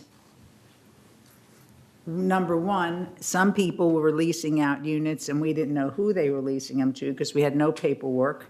And some people were leasing out units who owed us past assessments. So this helped us to get like how mean is that? They're collecting rent and we're not getting the assessments. But that was another thing. There were a number of reasons why you did this. And I think it's important for people to understand why it was done versus the fact that you just needed to, Right. exercise. And did Right. we go over that at any meeting that I missed? Well, we've gone over it. No, I mean past with one. the board meeting. Did you ever talk about it at the board meeting? I think I have. Oh, When okay. we had residents' comments, All but right. it's worth repeating one more time.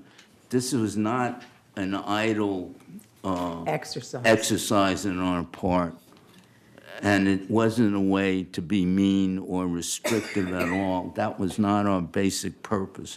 Our purpose was we were getting a lot of abuses, and a lot of them, not all of them, but a lot of them involved renters. And the relationship between the board and between the community and the mutual is not with the renters, it's with the owners. And we've had a very difficult time trying to deal with these kind of violations because often the owners are out of town or they're completely unaware what's going on within their manor that they've rented out. And unfortunately, a lot of them don't care. So this was a mechanism where we could get a hold of this problem. We could work with compliance to identify what was going on. We could alert the renters what the regulations really are, and also the owners who were unaware essentially what their duties were as a landlord. So we combined them all, and we've been able to work with compliance, and we have cleared up a number of these issues. And the problem you have, particularly in the three-story buildings, is you only need one person, and often it's a renter, to upset the whole building. And we've had cases like that. So we are trying to prevent that and make life just better for everyone in this community. That's our goal. I don't want the people to start yelling at us. Sometimes it's a renter, Yes. because then we're gonna Yes. get- It's not sometimes. all the time. All right. No. Okay, so thank you very much. I think that was really important, and we will be reviewing it at our next board meeting in December. So now we have 12D, which is to entertain a motion to approve committee assignments for Third and GRF. I would like you all to know that the committee assignments were put together by a joint meeting of the, oh, thank you, I forgot who they were. The officers of Third, because I didn't think that it should be a solitary decision made by me. So we worked on it together. So, and the only other thing I have before we go over it is, we're not sure at this point, what committees GRF has, so we're going to leave this the way it is and then just double check, so there might be some changes. And I also would like us, I think that we could, for our next go-around, which I'm sure there will be, we could put down if it's monthly, annually, bi-monthly. I think that's an important thing. That was what I had to say before we started. Can I make a So comment? now, no, I just wanted to, I wanted to introduce it. Now we need a motion before you make any comments. Well, We have to have a motion to approve it. Before we can modify Yeah, I it? just wanted to lay the groundwork. So we have a motion. I so move that we accept it as stated. We have a second? Okay. Jules did it, seconded too. He hasn't seconded much today. All right, so now we have a motion. It's seconded. The person who made the motion and the seconder could speak to it first, and then it's open for comments. And I'm sure there'll be comments. No comments from me. Oh, Jules, Susie? I underscore. Okay, so now it's time for you, so I hope that you've, yes, James. Well, I want to Wait a make minute, comments. your I mean, name I'm is on waiting the for- screen, For you too. call my turn. Okay, there you go. Okay, well, because of my current situation, so is it possible for the Security and Community Access Committee, either alternate me and Susan make me as an alternative, or I suggest John Franco as a part of security, because he's pretty good on the security. Well, you could be on both. Oh, he can Okay, vote. would you accept that? You're talking for the GRF committee? James, are you referring to the GRF committee? Yeah. Would you, That's another- you would accept that? Thank you much. Thank you very much. Yeah, So- that'd be So great. security and community access, we're going to remove James Tunk temporarily Temporarily, okay, and add John Franco. right. Okay. All right, is there any, Yes. I would like to add Roy Bruninghouse as an advisor to the communication, the third communications. okay. Can you spell that, please, Bert? Are you kidding? But he's in the audience. I can spell that. Okay, never mind. Yeah, I have it. Just put a B. You want to spell it? Is that it? Bruninghaus. Is that correct? B-R-U, and the middle initial is V. Got it. Victor. Or- Bruninghaus. Bruninghaus. ING. Okay. And there was one, okay, so, but there was one other committee, and that is, and we were pulling our hair out because we couldn't just have, there's one committee that has a TBA on it, and that's a GRF committee, because we don't have anybody named to put on our board. And that's a Community Activities Committee, and we need a second person, and that committee meets every other month. So does anybody here have a tremendous interest to be on that committee? Okay, all right. Does anybody? I don't have any volunteers. Well, Jules is already on it, so we can't ask Jules to volunteer. We could cut them in half. But, so, okay, so the thing is I'll leave that as a TBA, and it might be something. you're saying cut it down to size. That might be, the thing is that if there won't be a CAC meeting before we assign our new board member, and we'll just probably have to give it to our new board member. Whoever that is. So Right. TBA is gonna be new board member. Okay. Cautionary tale. But I could always, having been on that committee for like 4 years, I could always fill in if needed. So, because Bill is doing such a good job taking over a lot of my responsibilities. Okay, so we have the motion. We have one amendment that James asked for.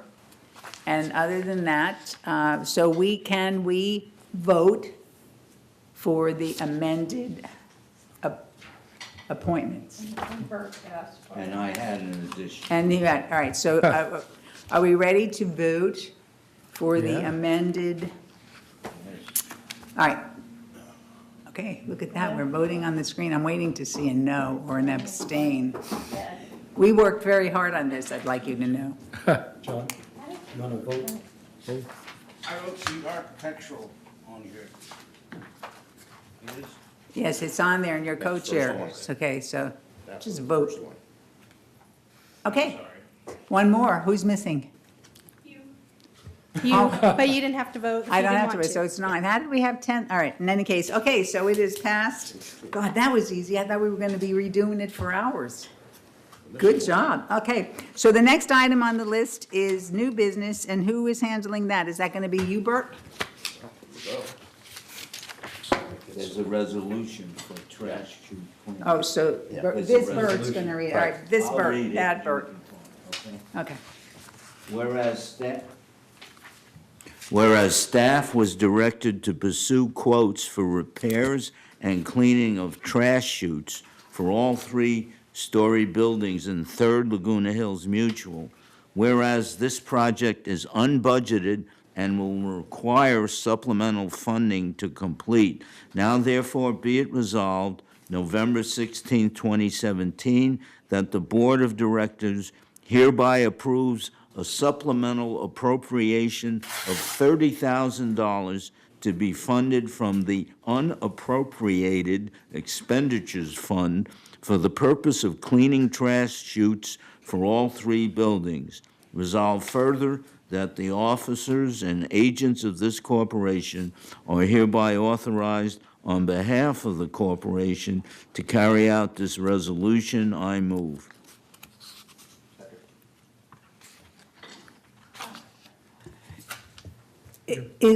May I ask, I'm going to ask a question, but are there any board members who have questions before I ask? Yeah, Lots. right. No, I think, You missed the meeting, though. I think we had a not to exceed $30,000 on this. But the figures don't jive. You know, I've even got the notes, now finally that you voted on in M&C. And it's saying that they're looking for a supplemental appropriation for $325,000. No, it's totally, that's totally like wrong. What- Okay, but the quotes say $275 per building for cleaning, so where are we We're spending? not doing every building. We're not? But it says $275 per building. Right. So I'm saying the numbers don't jive. Who's What's gonna do 80 it? what's- In-house? No. Okay, let me address that. You'll see where that comes out at roughly to 22,000, but we put it to 30 because there are some contingencies involved with that. And we don't want it coming back at us for an additional supplemental. I don't disagree with that. I'm just saying is, who's gonna do it for 30,000? When the quote says 275? No. No. It's the- Using repair with clean. Yeah, The thing this is- is only cleaning. You were provided the information. That's what it says. Yeah, but Bunny, the information what was provided is incorrect. It's incorrect because we agreed at our meeting that we would not be doing repair. We would be, but they desperately needed to be cleaned because and that's why we discussed that the trash rooms had to be cleaned also, because they haven't been cleaned for 40-plus years. They've never been cleaned. And it becomes really an odor, so we asked for vile odor. Okay, thank you, Sue. Fire hazard. So the thing is that we asked a number of things, that they fix the trash chute doors, because some of them don't even close correctly. Lynn, you could Right. enter into this whenever you want.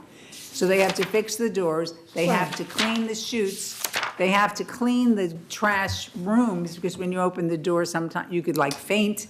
And Right. then they were, after all that's done and we see where we are, we can go back to repairing the chutes, because that seemed like a very high amount. But, you know, we wanted to at least start getting things clean, work with the trash company to make sure the trash bins are cleaned and replaced and that kind of stuff. So- Okay, who's gonna do it for 30,000? There's no quote, there's nothing in here that You says, had- it was- indicate the backup It was, for all right, it 30,000. was presented to us at the M&C meeting. And finance. and at the finance meeting. Right, there was a So, $27,000. but they didn't attach, obviously, they didn't attach the right thing to this, because we're not talking about 275. So are you saying that, so is there any way we could delay this and ask staff to get this piece of paper to us so that Bunny could see it? I just want to know, it doesn't make sense to me because I don't see the backup.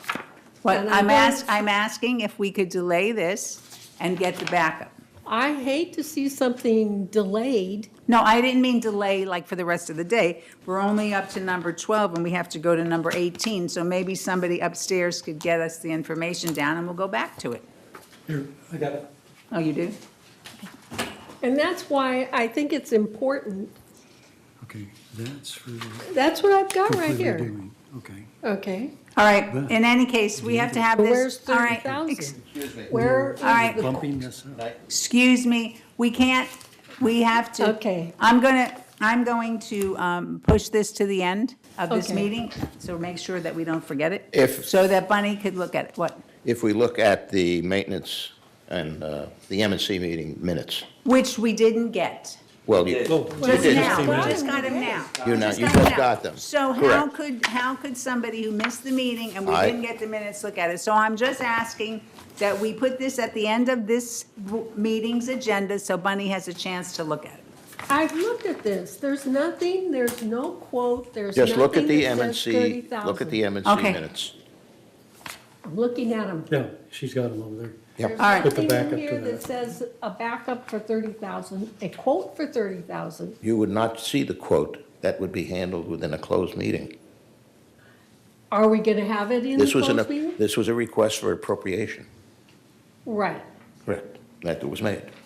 But the quote is something that is handled within a closed meeting. Are we gonna do that at a That is in the meeting? closed meeting today, So then we're going to move this to closed. How about that? okay? Yeah. Great. Okay. All right. Can somebody please make sure that we put it on the closed agenda? Because it wasn't on the closed All right, agenda. okay. Look. I All got it. right, 13B, so 13B, okay, this was added. yes. This is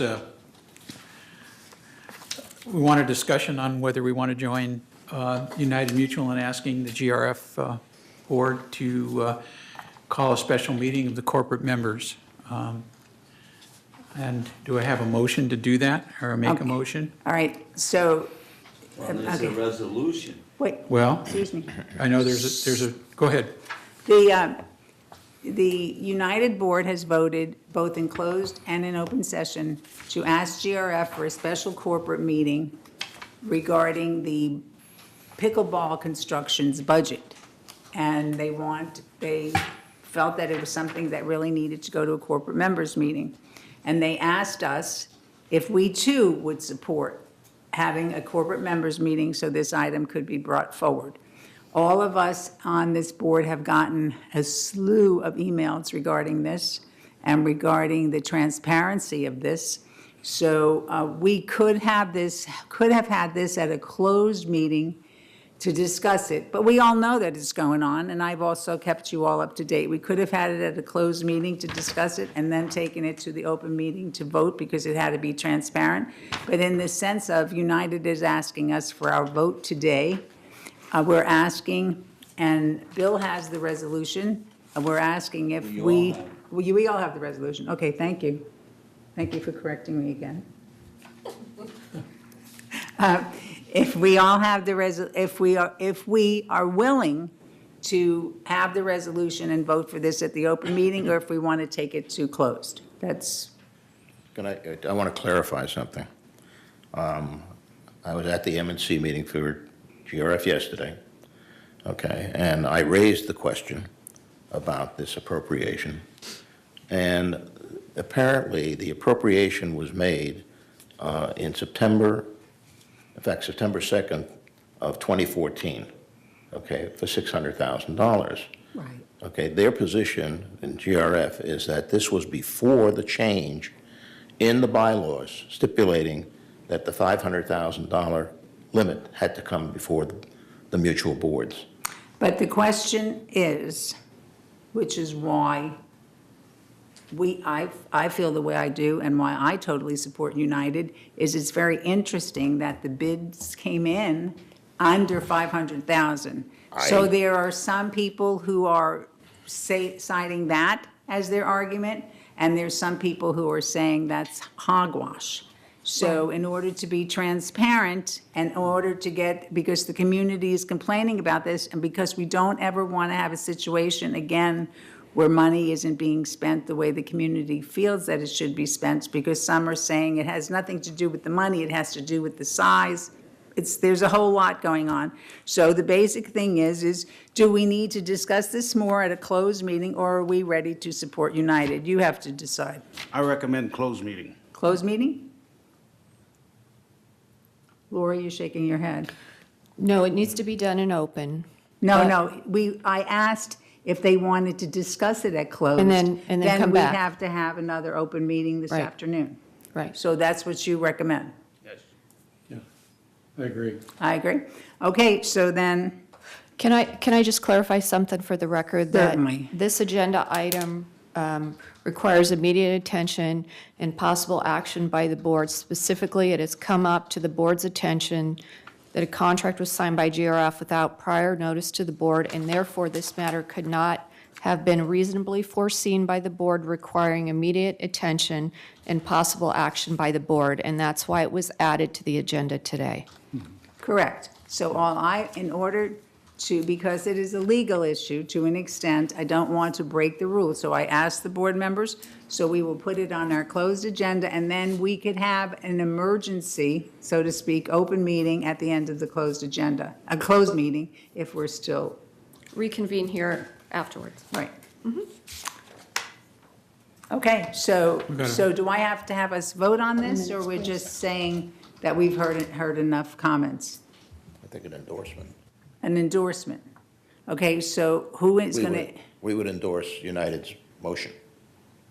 no. We haven't discussed it. She wants. Oh, John, okay, John right. said that he thinks we should go to closed session to discuss So this that's what further. we're- Okay. So we're just saying, the board agrees that we're going to go to closed session so we could really discuss this, all right? Does the board agree? Does the board agree? So how many, Have we taken a vote? is what how she's many asking. of you want to take this to closed session?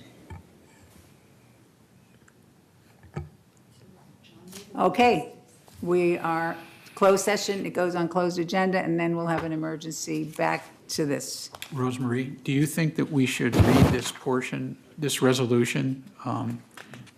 A lot of people are going to go, a lot of people watching this on TV or in this room probably will not stay around until we have our closed meeting, and then we come back at 5 or 6 o'clock tonight. Do you want this read so the community understands what action is taken here? You can, I mean, there's Does- nothing secret in it. Do you think that that's, That's fine. is Okay. that, do you want to read it, Bert, or you want me to Yeah, read I it? can read it, Okay, go ahead. but it's not very easy to understand. Whereas GRF bylaws, paragraph 5.3 allows for the request to call a special meeting of the corporate members of the Golden Rain Foundation by way of a resolution approved by a majority of the board of a corporate member, whereas GRF bylaws, I guess it's section 2.1.6, requires GRF to obtain approval of the corporate members prior to engaging in any business or activity specified in the trust agreement or in paragraph 2.1.4 of the GRF bylaws as requiring such approval. Such vote shall be by ballot pursuant to paragraph 5.8.2 of the GRF bylaws, and whereas GRF bylaws section 2.1.7 provides that the corporate members shall notify GRF that a vote of the corporate members is required pursuant to paragraph 2.1.6 when, by way of resolution pursuant to Corporations Code Section 7211B, or affirmative vote of the corporate members pursuant to paragraph 5.8.2 of the GRF bylaws, the corporate members determine that such a vote is needed. Now, therefore be it resolved November 16, 2017, that the Board of Directors of this corporation hereby request a special corporate members meeting be called on behalf of the Third Mutual Board of Directors in accordance with GRF bylaws section 5.3 to vote on whether approval of the corporate members is required before the GRF board may construct, contract, and otherwise expend funds in connection with the proposed pickleball court pursuant to GRF bylaws section 2.1.6, GRF bylaws section 2.1.7, and resolve further that the Board of Directors hereby directs staff to deliver notice of the corporate members' meeting in accordance with Civil Code and the GRF bylaws. Resolve further that the meeting shall be called as soon as possible, and resolve further that the officers and agents of this corporation are hereby authorized on behalf of the corporation to carry out this resolution. And we're not voting on this I'm resolution not until we have moving. a closed meeting I'm and not discussion. moving on it. It's but- just, this is for informational point Yeah, this- purposes only. Right, This this is is what a- this will be. This is a call for a special meeting of the corporate members. In conjunction with another one of our boards. Yeah, So well, we're not doing, so, right. okay. And the corporate members are all the directors of all the boards, the mutual boards, not VMS. And GRF is not a corporate member. And GRF is not, just the mutual boards. Okay, so thank you very much. And I have put 2 items that we have moved from today to the closed agenda. I don't know if there were any more, but I put those 2. That's it, that's true. So we made this 4C under legal items, and we moved the trash chutes to 6E because it was new business for the closed agenda. All right, so now it's time for committee reports, and it is 11:30. Just to remind you. So we're going to put the timer on. All right, so the first is the report, the Finance Committee's going first, okay.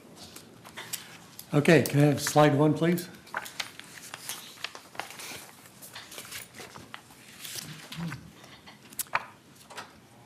Okay, total revenue for 3rd through September 30th, 2017 was $24,932,000 compared with expenses of $20,550,000, resulting in more revenue than expenses of $4,382,000. Slide 2, please. Now we look at these results with the distinction between operating and funds. This chart shows how much of our revenue went into operations, with $13,807,000 coming in from assessments and $787,000 coming in from non-assessment revenue. This is compared to operating expenses of $14,498,000. After backing out depreciation, which is not funded through operations, we can see that the bottom line, we had an operating surplus of $211,000 for this reporting period. Slide 3, please. This chart shows how much of our revenue went into our reserve funds and the amount expended to date. Slide 4, please. Through September, 3rd was better than budgeted by $2,759,000, primarily due to fewer outside services and reserve programs. First one is building structure replacement, started in August. The vendor has not yet billed for all the completed work.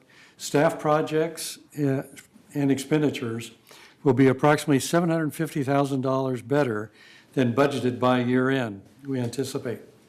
Waistline replacement started in July. Although work continues on the project, Staff estimates that expenditures will be approximately $50,000 better than budget by year end. Number 3, roof replacements started in May will be completed by year end, and hopefully we'll be receiving a lot of bills by that time. Slide 5, please. A pie chart here shows the operating expenses to date of $14,500,000 by category, showing that our largest categories of expenditures are for compensation and utilities. Slide 6, please. The reserve balances as of September 30th, 2017 were about $28.9 million. To date, contributions to reserves, including assessments and interest earnings, total just over $10.3 million, and the expenditures to date total roughly $6 million. Additionally, fund transfers from operating surpluses total $409,000 as approved by the board in June via Resolution 031769. Okay, you can remove the slides, please. In closed sessions, we reviewed and continue to review delinquencies for unpaid assessments totaling $298,338, which represents less than 1% of our annual assessment budget. We have been working with legal counsel as well as the staff. We are now very proactive in our approaches on how to begin collection of outstanding fines and assessments prior to people going into small claims court or things like this. The board has been working closely with our collection firm and legal counsel to pursue further collection activity for unpaid accounts.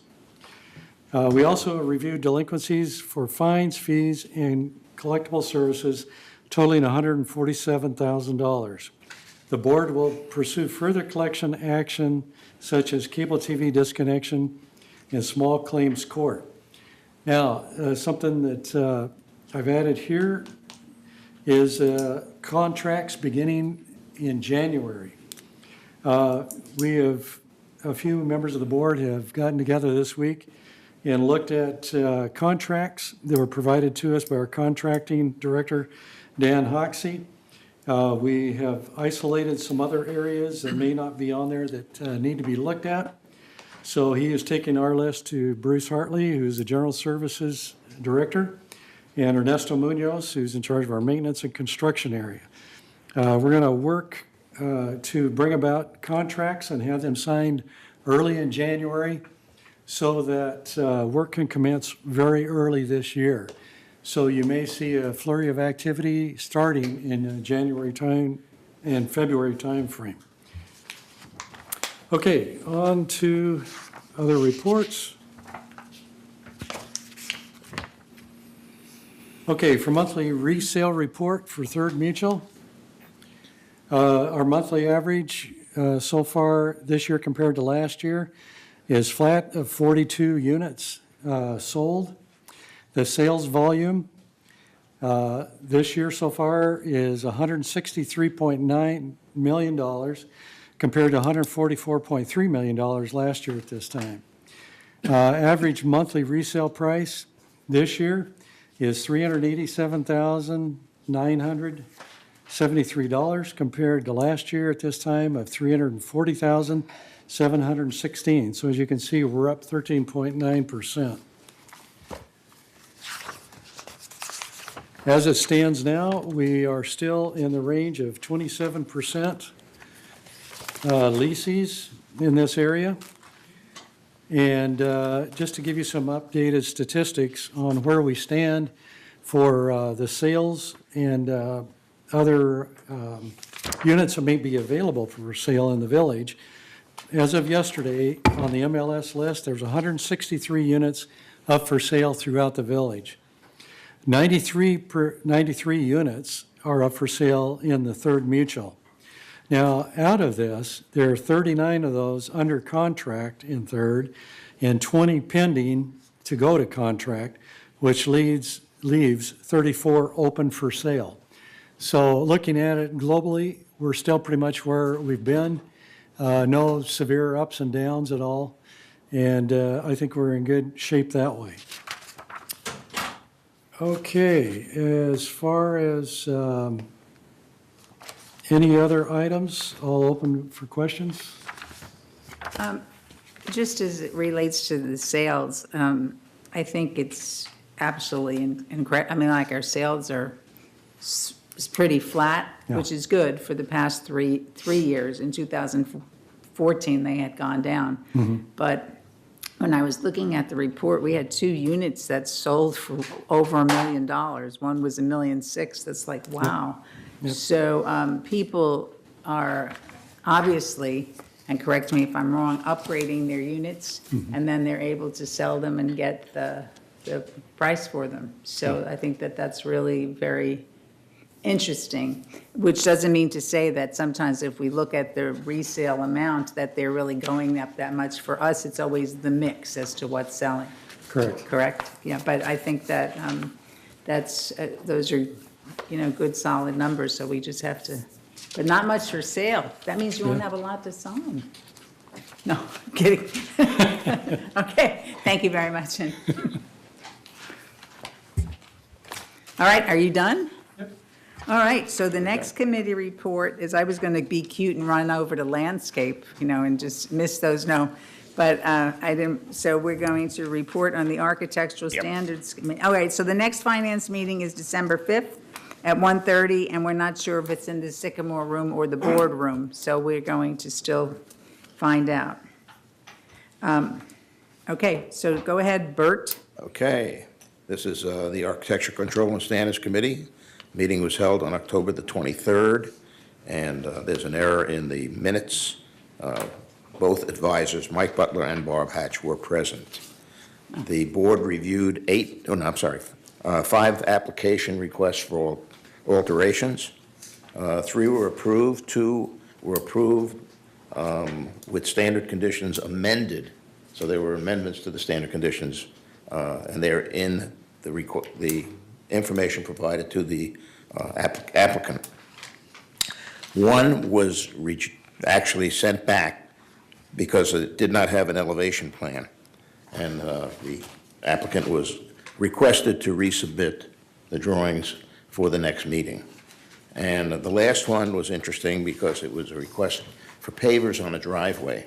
Driveways are common area, and generally we have said, okay, no alterations will be allowed to common area. But here we have a unique situation.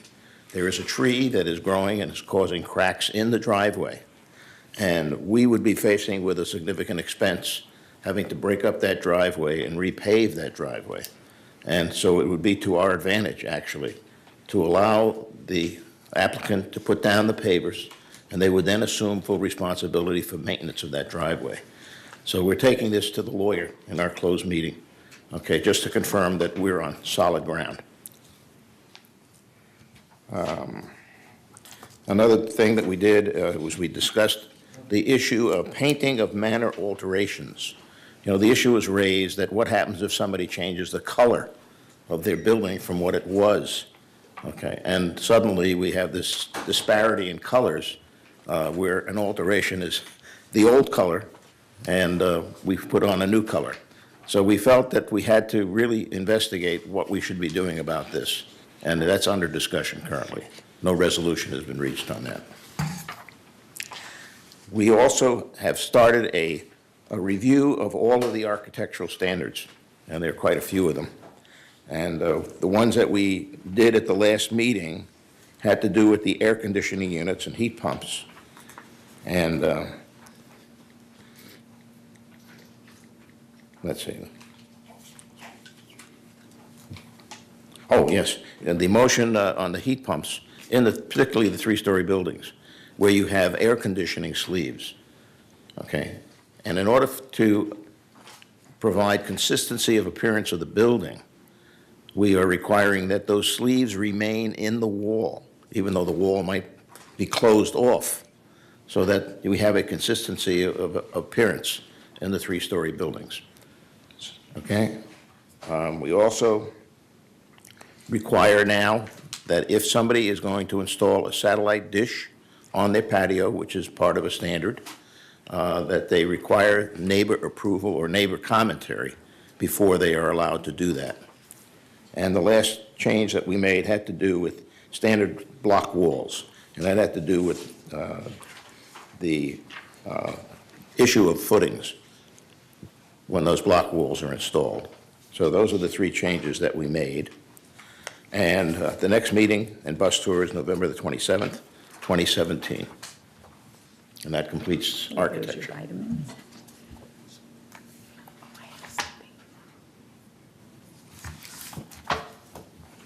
Okay, that's it? That's All right, it. report of the Maintenance and Construction Committee. Oh, boy.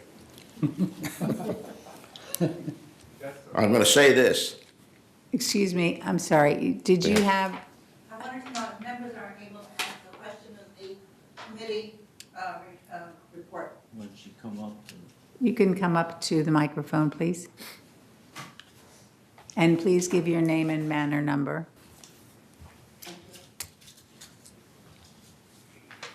I'm Lynn Corbo, 3503C, 3505C, excuse me. I wanted to ask Director Muldow, what progress has been made, if any, on some kind of action? That is going to be covered today in the closed meeting. what's the question? The action is request, can a mutual band together a number of people for an alteration standard using a portion of common area if they get the 67% approval of the residents? In other words, it would cover the entire mutual rather than an individual. So it's on the agenda for closed? That's something I have to ask the lawyer today. Yeah. So, but it is on the agenda for closed, or is it going to be, I'm going to spring on this on you? I was going to add that. If it isn't, I'm not sure. I don't think it is, because Fine. usually we It'll try be- to it'll be prepare in- her. Yeah, then it'll be an addendum. But Fine. it will be discussed today. I will ask that the agenda be, they add it to the agenda. I'd also like to ask if we have any specific people assigned to draft any kind of specific legislative proposal that would help us resolve this unfair situation that we have for owners who have unaltered patios. Something that would enable us to do something that might be actually feasible, as opposed to obtaining a 67% yes vote. Yeah, two things are going on. Okay, one is we will be working with our lawyer with the possibility of amending the CCNRs where they call for 67% of the membership. Okay, it's our desire, and we would like to be able to see it to read 50% of those voting, which would be a lot more reasonable and attainable. The other thing is that I believe Brad has already sent something up to a lobbyist working with us to try to get that same ruling changed to where, we would no longer require the 67%. So it's being worked on. Now, when you're dealing with the legislature, that's going to take a little longer, a lot longer probably. It would be helpful to know that there is a specific person who has been assigned the responsibility to come up with a draft, that somebody that would be available to the membership. Is that possible? We would have to get that through Brad and through Lori, because they're the ones who handle our representation. So we will get back to you. Thank you. We have a little bit of hope. There was an amendment to the law, which all of a sudden allowed for a majority of the vote for addition of solar to the roof of buildings. And within that, they had stated the unreasonableness of the 67% requirement. Okay, So good. we're hoping we could fall back on that one and say, well, look, you're just stating it's unreasonable. Okay, why isn't it unreasonable for everything? Thank you. Okay. This is going to take a while as far as MNC goes. The committee, by the way, has made a request that rather than every other month, because we run so long, that starting next year, the MNC committee will go back to a every month schedule. Okay, so that we're not going to have to go through a huge amount of things. And I brought that request to Brad already. Yeah. Did I, by the way, back up one, did I give the location? They want to, I think, move us to, the architecture committee they want to move it to the boardroom. And we are going to make a request that we stay in a room where there's a large table where we can spread out drawings and review what's going on. It's just inappropriate to hold an architecture committee meeting in the boardroom. It's up to the committee chair, but we did want to have, you know, things that are really that could be well-attended or could or should be televised, like finance, the M&C meeting, the board meeting, possibly landscape. So it's your choice. You just have to work with staff. Yeah, as a chair, I also made a request to staff to see if we could perhaps schedule people in for the review of their alteration request rather than having everybody appear at the same time. Because to me, each alteration request is unique to the individual. I think that that's something that, you know, I know that we schedule people in for compliance, and we also schedule them in for the damage restoration hearings. So that might be something that we could work on with M&C, because it's really, or no, with Just architecture. architecture. So perhaps we could work something out with architecture and Eve to do some scheduling, because she's so, you know, she really does a good Right. job. So Lori, should he just work, should Bert just work with Kurt? Yeah, because otherwise you get Yeah. 5, 6, or 7 people requesting an alteration, and they got to sit there. No, and that's a fabulous idea, because what you're doing is showing concern. So I think if you talk to Kurt, they'll be able to work something Yeah, out. hopefully. Okay, let me go on to M&C then. We first started out, and Ernesto, who's the director of M&C, updated us on the solar project maintenance, that they were currently just about ready with a maintenance contract. We're using the same maintenance contractor that's being used by United. They are moving ahead quickly now, trying to get, by the December timeframe, a contract in the hands of a street light acquisition consultant. And this actually, when you say a consultant, it will be a turnkey. In essence, this person or this company will go out, and the first thing they will do is verify that all of the lights that SCE says they are selling us are indeed there. They have said that in their past experiences, they have situations where the power companies have been charging for lights that no longer were there, and they've been able to get refunds back from the power companies. So that's a positive step. Garden Villa Breezeway, recessed areas. This is where we have the current green plastic grass. Often, it really is a danger.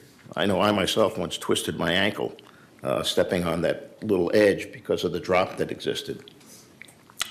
And that's moving ahead. We have selected 3 buildings for the initial installation and trial, and we've been working with a landscape architect to lay out plants on that breezeway once the concrete work has been done. We've selected the paint colors or the surface colors. They will be 2 unique colors. One would be the standard color across the entire breezeway, and the other will mark or delineate where plants will be allowed. We're also talking about putting in a sitting area on the breezeway for just public sitting. We just talked about before bed bug.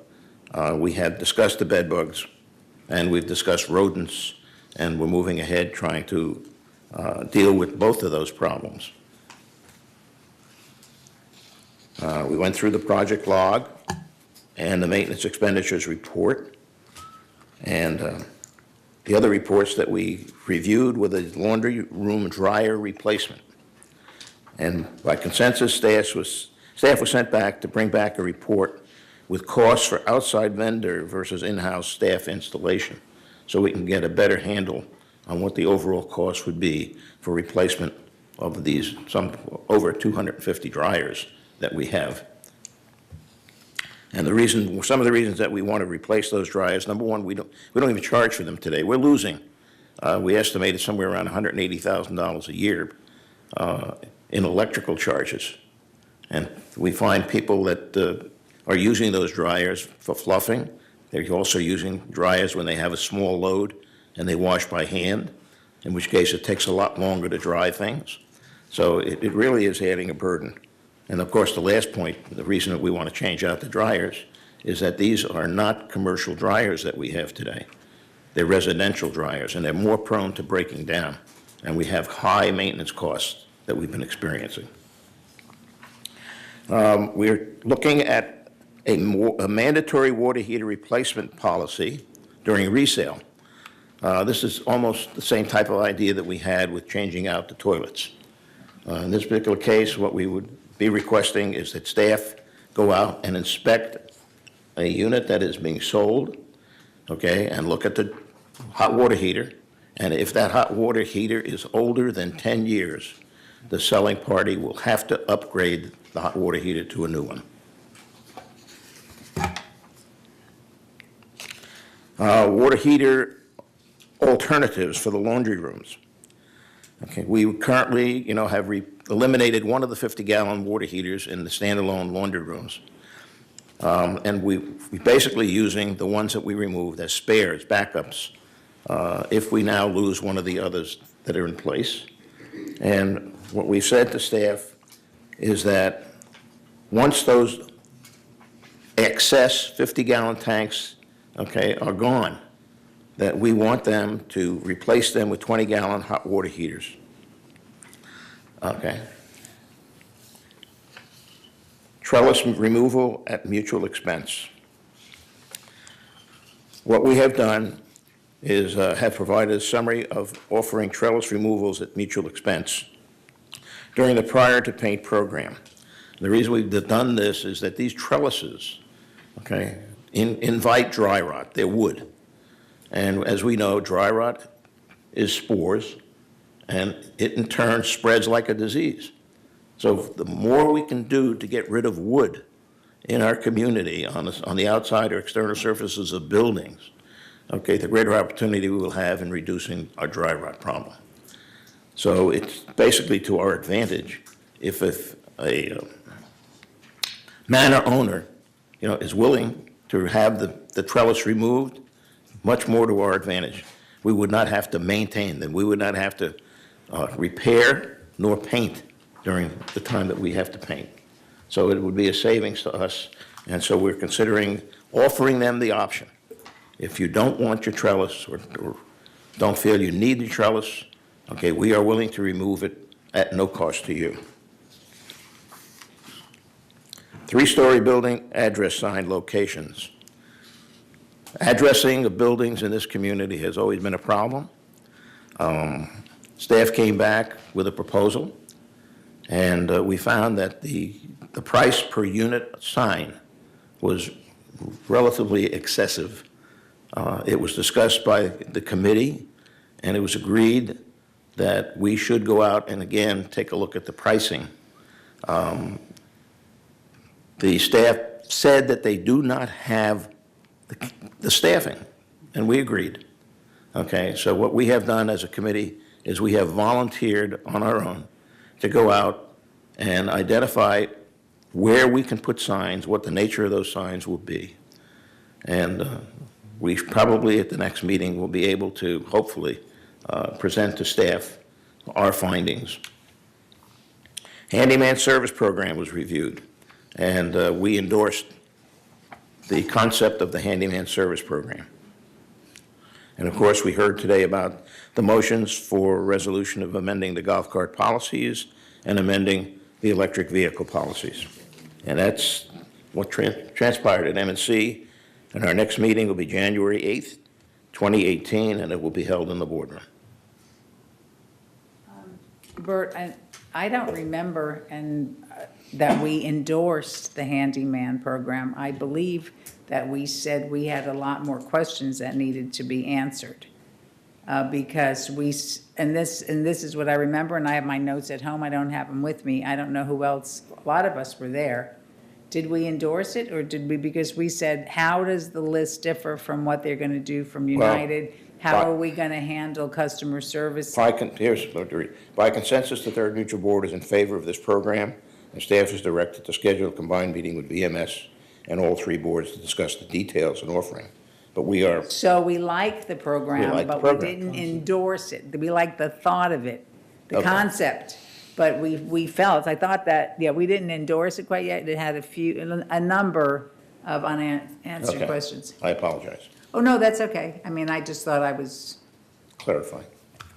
all right. So, okay, thank you very much. And the next, are you finished? Yes. Okay, good. Then the parking task force, do we have anything to report? The work is ongoing to remove red curb reset for 17,000 linear feet, and the plan is still to complete the project by December. There is, I have received a request from one resident saying, please don't take out my red curb, I would prefer it be there. And the answer is that there is a red curb request policy in existence. And the members who would like the red curb replaced should approach residency services and make that request. And that's all I have to offer. For now? Okay, good, thank you. The report, I'd just I like thought to you add said, something. I thought you There's said you were finished. the red curb. Oh, Okay. Those people that have carports with a curb behind the carports, some of them are complaining because the type of vehicles that get parked there are oversized, and it's making them more difficult to back up and leave. And there are a couple of possible answers to that, which might be, number one, provide spaces along the opposite side of the carports for golf carts, okay, or compact vehicles. well, and you know, that is a very interesting thought, because sometimes because I live in a neighborhood like that, I see like, there's a truck parked and a truck that's gonna back up into it, and it's almost like this. So I think that's a very good thought. And aren't you on the parking committee? I am. Well, This just came to my mind. okay, good. So I know, I think. We don't because wanna there lose were- it. There were a number of things that we talked about for that Yes. committee. We talked about measuring the spaces in some areas, because we have like spaces big enough to put a covered wagon in there, you know? And if they tightened it up, you could have golf cart parking. So there were a few things that could come up. Right. So I'm glad you're thinking. All right. So so Bill Walsh is going to report on the task force, the golf cart task force? All right, I will do that. My name's there. Basically, the resolution we passed today on the golf cart policy was the ultimate product of that task force. Maybe not ultimate is the right word, is the most recent product of that task force. That task force is ongoing, and I noticed today that when we did committee assignments and task force assignments, that John Frankel is going to be the chair of that. So John, from now on, I'm going to let you report on the golf cart task force, although I'm on that task forse. Well, didn't you combine that committee with something else? Is that what we Well, did? I think we've combined it with parking, yes. Right. I didn't realize. Yeah. Well- I did, as soon as I saw this here, I first realized that too. And you approved it, though. No, if you have any concerns, we can, Right. And Annette left me with a packet of stuff, and I will get it to you. Okay, thank but you. when we get our new board member on, we could always look at the committee assignments in case someone is overloaded. I suggest we put him on all committees. Him, how do you know it's going to be a him?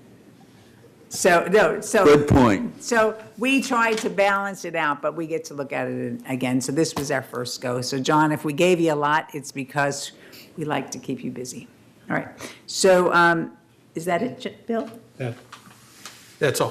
All right, so now we have James. I promise to be short, since I don't have any slides today. I'll read quickly my comments.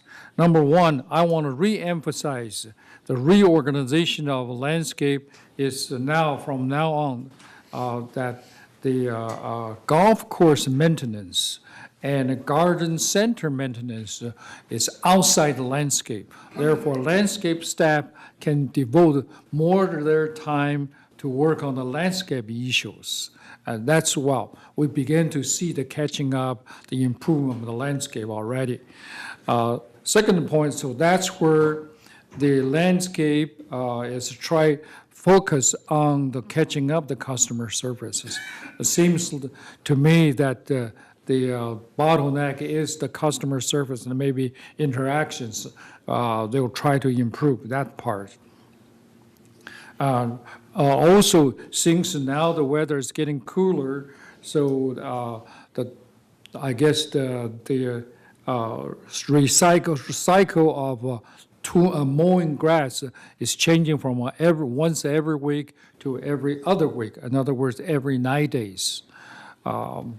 Also, staff is working on and testing software Upper Pro, because now we got all the software in, they're testing everything, and hopefully, especially for the tree inventory, can be done in a very near future. Therefore, we can, tree trimming and removing will be on schedule on our software. And also, we have on our website, we do have a landscape manual.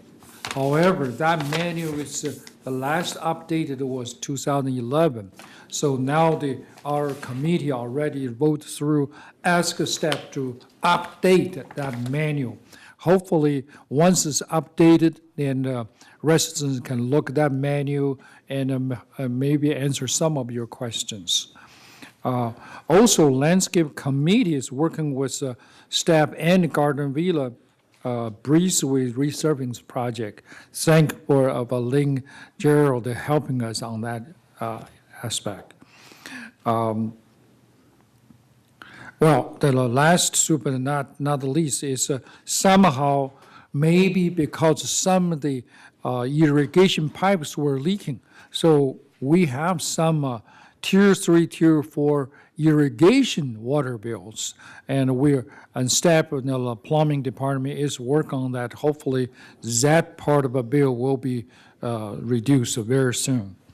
And the last, I want to re-emphasize one more time, as far as the solar system is concerned, residents at the 2393 complain they want to remove the tree because they may, hurting the efficiency of a solar panel.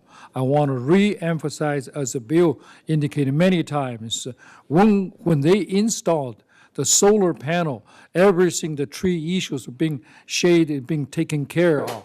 So if you have a tree issue that's a strictly landscape, you just make a request. That has nothing to do with the solar panels. Okay, that's all for me. Thank you. Thank you very much. Thank you very much, James. The next is the report of the Laguna Woods traffic hearings, and that is going to be, as opposed to how it's listed, Director Franco. The traffic hearings were held yesterday. There were 20 violations, 7 for speeding, 2 for stop signs, 1 for seatbelt, which was in conjunction with a stop sign, in conjunction with a speeding violation. Let me check that. Yes, and 1 for a commercial vehicle parked in our village where it shouldn't have been. Wow, And this should be 9 for RV parking violations. The RV lots checked continuously. 19 of the 20 were found guilty. 1 was found not guilty. It was an RV guy, and he'd taken off for a month or so. And during that month, they restriped and renumbered the spots, and so he parked in his old spot and got nailed. And so we found him not guilty. And that's the end of my presentation. Thank you very much, John, for adding a little humor to our meeting. Thank you. The report of the Communications Committee, a doctor, I made you a doctor now. I am a You are a doctor. He is Okay, a good. doctor. Dr. Baum.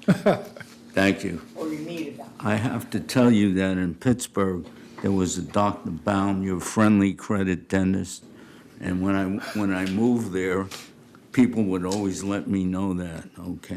I'm not your friendly credit dentist, I'm your friendly director. Okay, we had a meeting of the Communications Committee. We meet every other month. And the emphasis in this was, how do you run a survey? Because one of the things we're interested in communication is to find out what our residents are thinking and what they want, and to try to do it in as an intelligent way as possible. So we asked Susan Modell, she's a resident here and a retired professor from the University of Massachusetts in sociology, to come in and speak to us about running a survey. She gave us a lot of interesting information.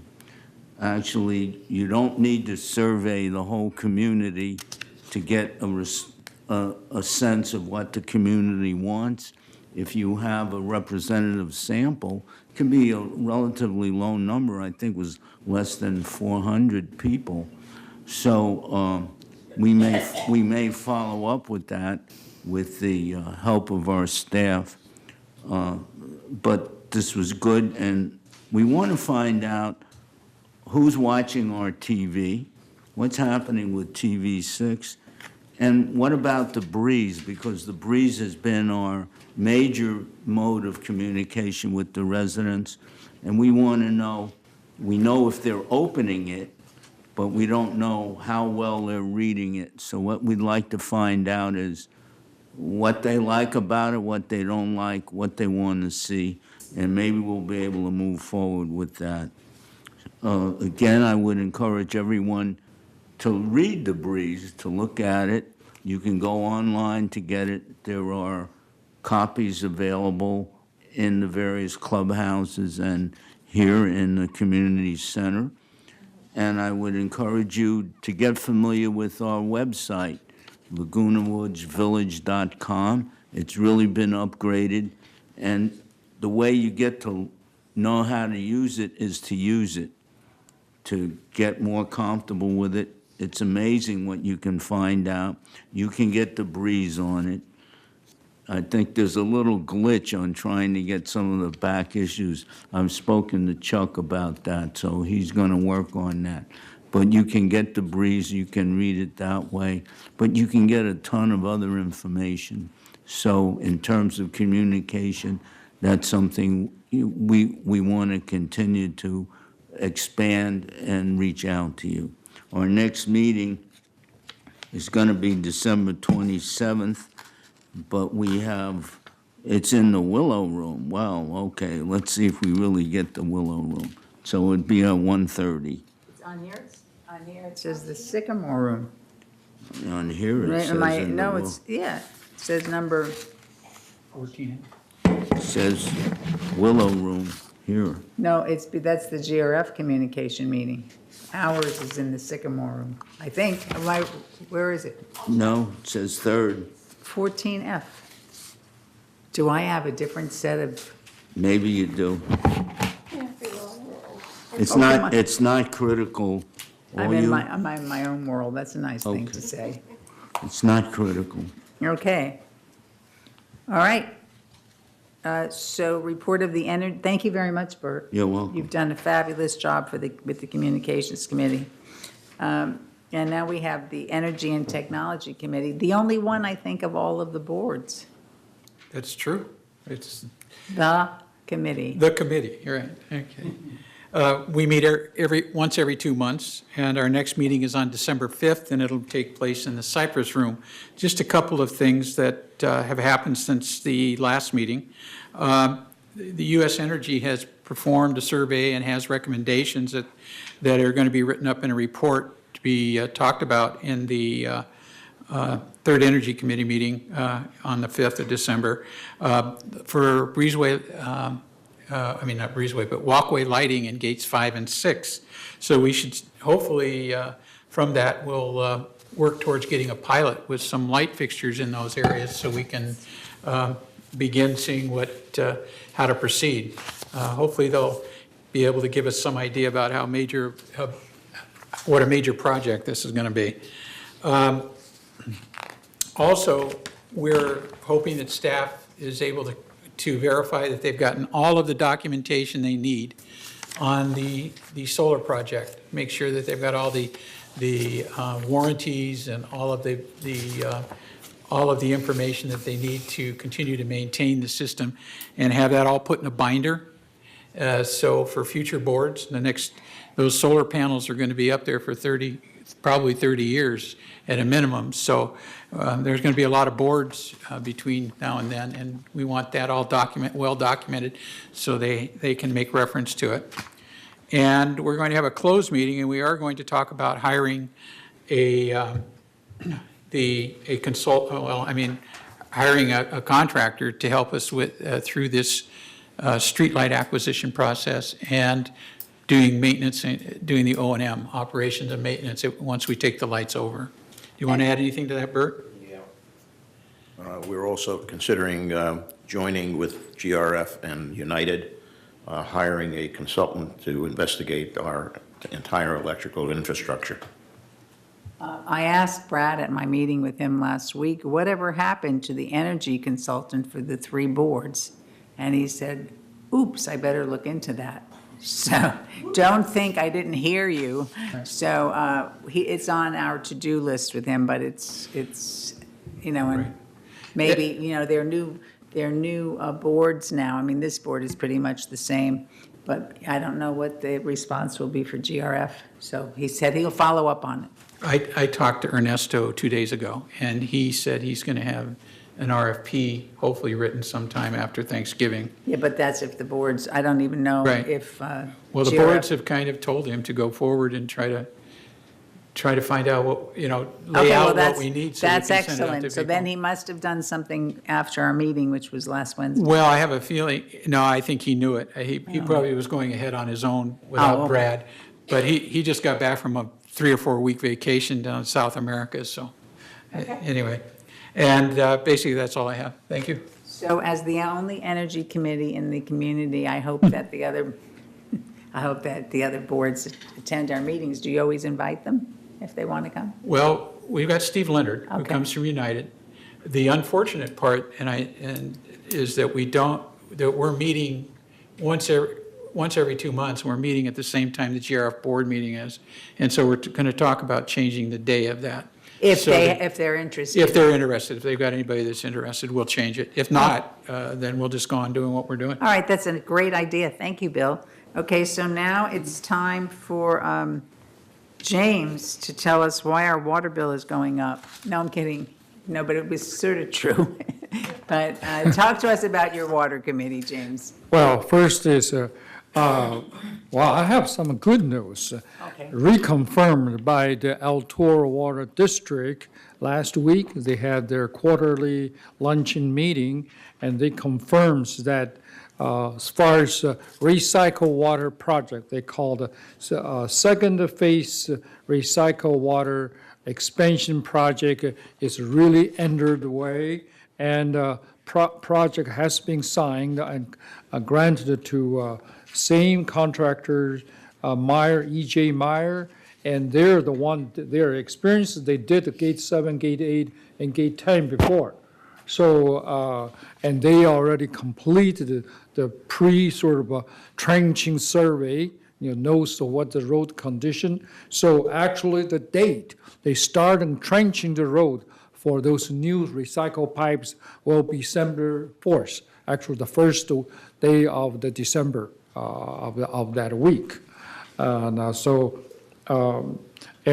don't worry, for those people in the Gate 9 area, they already still planning part of their plan that where you park, they will plan accordingly, so you won't have a trouble so getting in or out of your parked cars.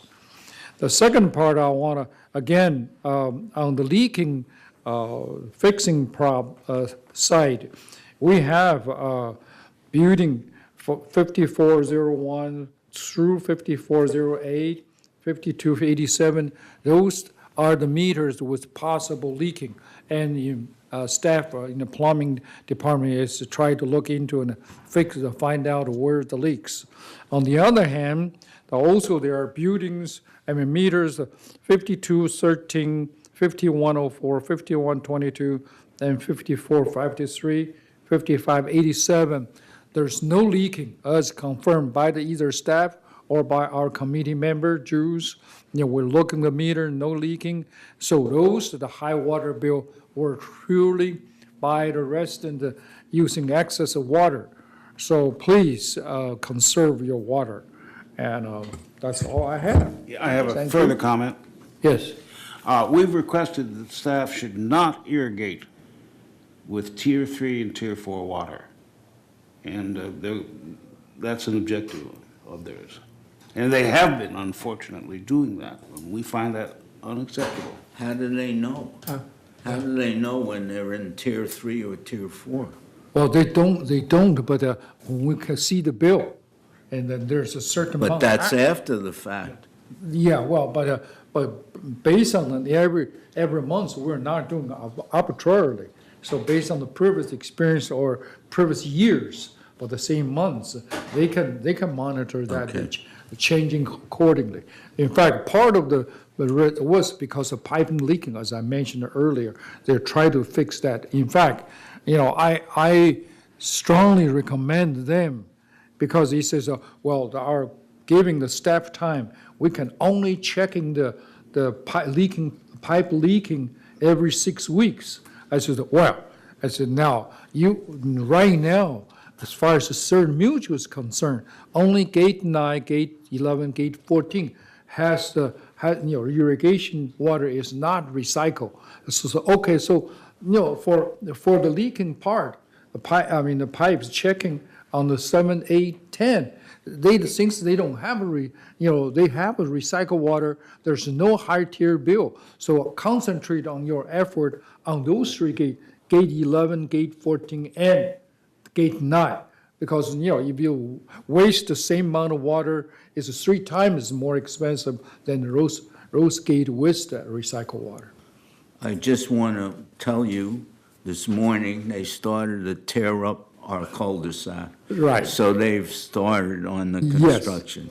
Yeah, well, originally, they say starting November, but then they say that because of a survey, they have to fix part of the road or blocks, so they delayed to December 1st, but probably start before that, yeah. So be looking out. Your road will be cleared off. Okay, thank you very much, James.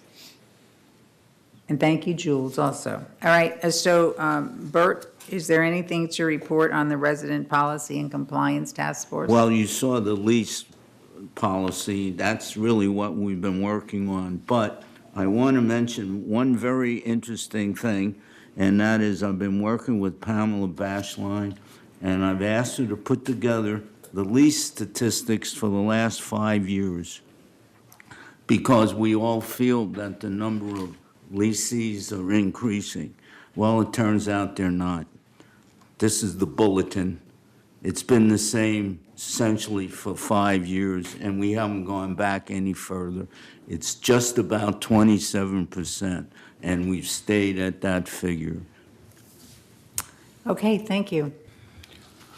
Okay, so. One further committee report that's not on here. The Dry Rot Committee has been folded back into M&C. However, the Dry Rot Committee, as I was chair, has a very important meeting coming up that is open, of course, to all of you. We've got the consultant coming in to brief us. And when is that going to be? It's going to be December 15th at 1 o'clock, and I can't tell you where. And he's going to, he'll be telling us what's going on and about the 20 buildings. He's going to investigate and so on. And thanks to Bert for suggesting it. Well, I suggested it, but thanks for Bert for approving it, and Ernesto set it up. I don't think that date's right. I thought it was November 30th. Well, you just told me December 15th. Bunny, don't worry, it isn't like they are giving you the wrong date because they don't want you to be there. Ah, God. Bunny is correct. It's November 30th at 3 o'clock in the afternoon in the Oh, my Cypress Room. goodness, November 30th. at 3 PM. But that should be a very interesting, where is it going to be in? Cyprus. You're right. Yes. Cyprus. I thought it was in his house. Thank you. You're welcome. Wow, that's really good. Is the Garden Villa Breezeway pre-meeting still, the dry run still happening on the 6th? Yes, Because now they have a consultant, so is it still happening on the 6th? yes. Well, do you want to speak to that? Well, she doesn't have to speak to it now, I just want us to, because we've sort of changed the organizational part of it, so we don't want to we just want it on our calendar for the heck of it. We've set a meeting. I know, but now we have a consultant working on it, so are they going to be ready? From what I understand, they are going to be ready. All right, so- And we're going to have a meeting on the 29th The 29th of when? of November. Okay, the meeting for the 29th of November is for the committee. Right? Okay, so that we can go over the information from the architect. And then we'll be getting ready for our dry run on December 6th. And do people know about the meeting? Those of them who are interested on the 29th? Has a note gone out? Yes, it has. It has? Lori sent out an invitation. Oh, you didn't get it? I didn't get it. I apologize. No, I didn't get it either. That's what I was asking. So if we could. No, it would be Lori Chavaria because it's an. No, you NC. weren't supposed to. No, Lori. I Yeah, haven't, I Sheffield. have not seen, have you seen it, Bert? Bert? I think it probably is in the same pile as the minutes were. So it's gotta be. Bob. Okay, I'll make sure No, but that's that why I that was notice asking, is because I sent out haven't heard again, anything. yes. So we have some time, but if we get it out, it would be a good thing for those who are on the committee. She had sent out an invitation and it had a complete schedule as to what we were going to be doing from now until the middle of January. Well, I don't. Bill got that, You though. got it? Yeah. So, Okay. all right, well, then let Bill handle it. No, I'll just make sure that, huh?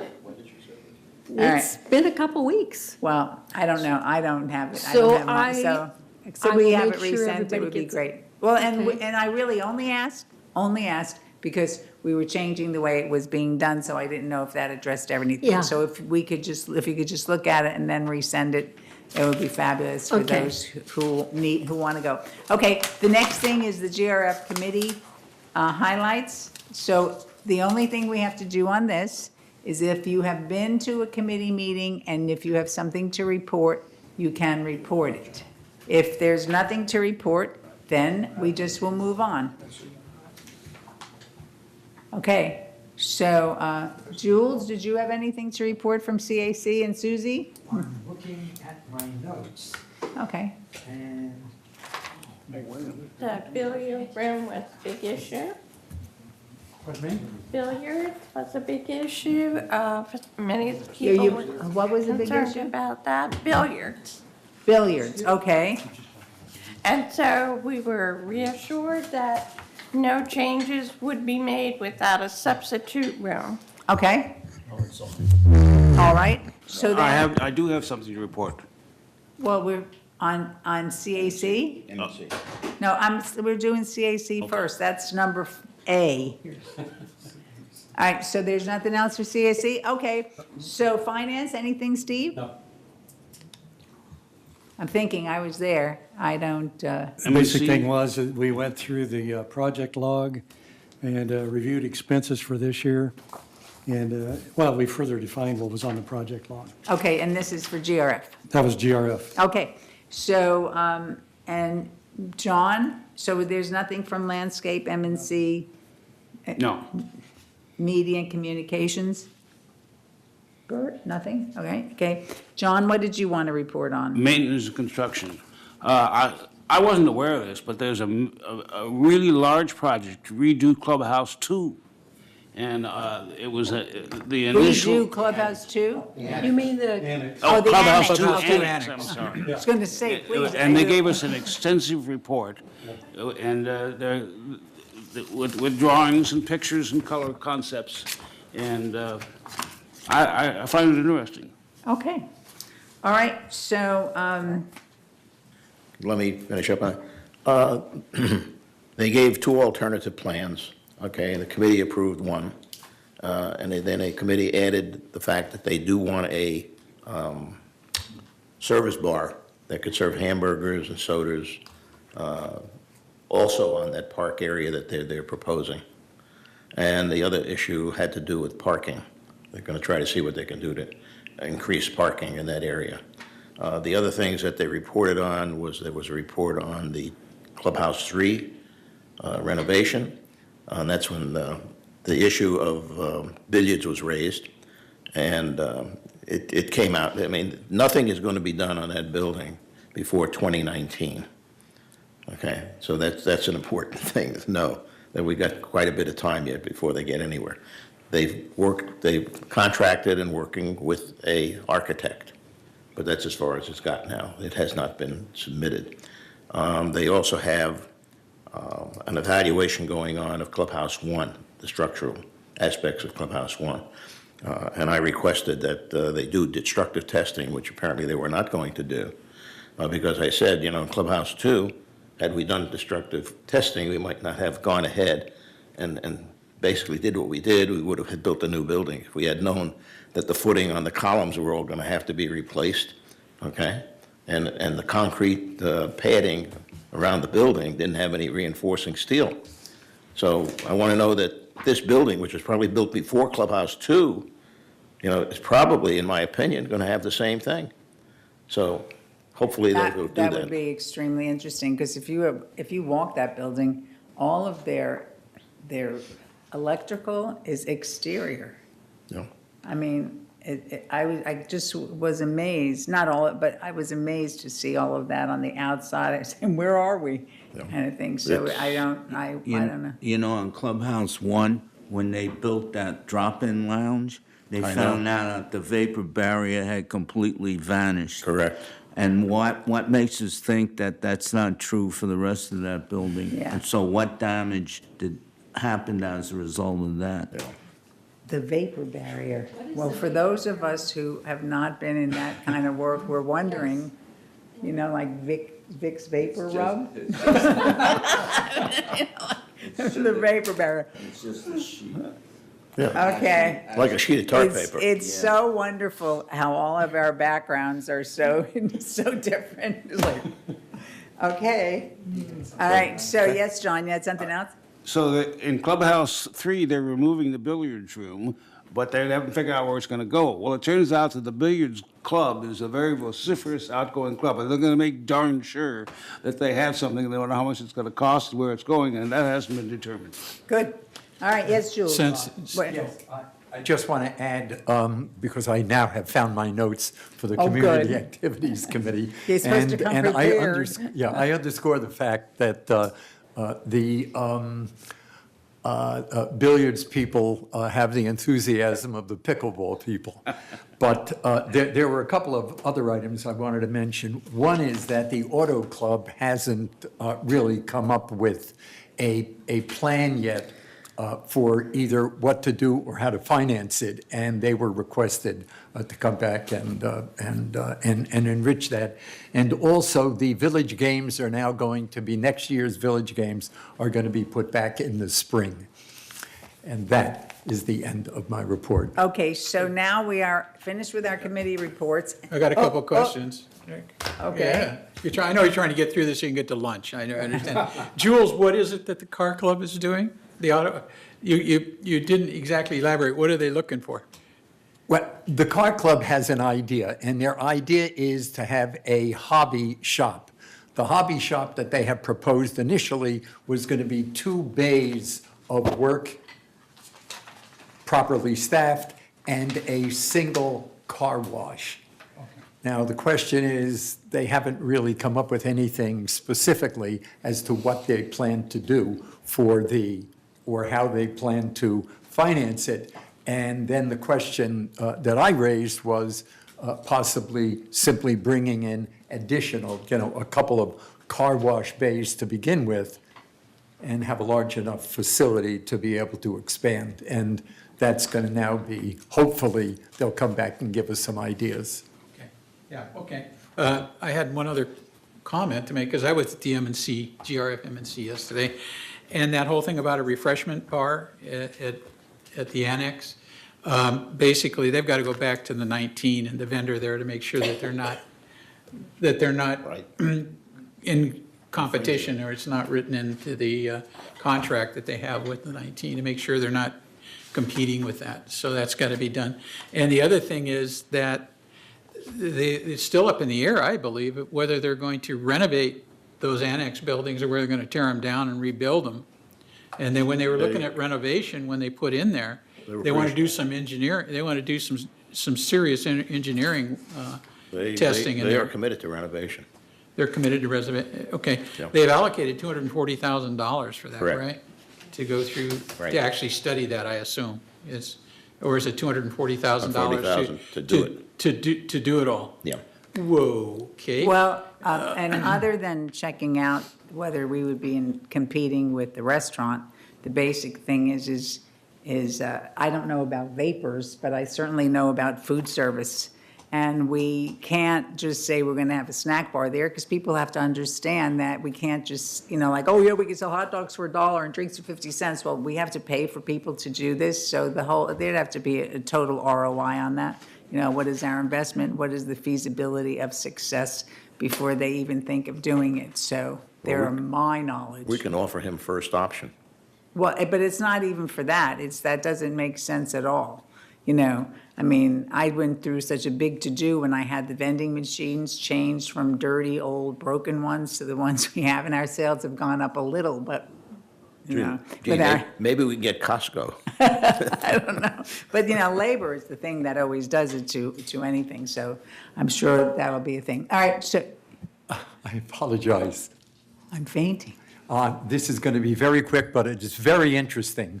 At the Community Activities Committee, we had a presentation by Danny Hansen, who builds Bluebird boxes. Right. There is a Bluebird Club. There apparently are 1,100 trees with Bluebird boxes. I'm not sure of the facts. He asked cooperation of landscaping. We're going to get into that. But apparently, there are zillions of some sort of birds and only a few million bluebirds. And bluebirds are very vulnerable. And unless they have a bluebird box, which has a hole which is microscopically larger than the normal size of a normal bluebird, these warblers or whatever they do get in there, either lay their eggs on top of the bluebird eggs or eat them. So it's extremely important, apparently, for the protection of bluebirds that new bluebird boxes be added, and he is building them. And we will be discussing this. We're with- glad that you're on CAC, and maybe we will cut you in half, and there could be two of you. Thank you. It's like, ooh, all right, so are we ready yet? Somebody has something else to say? Yes. And that is, on what?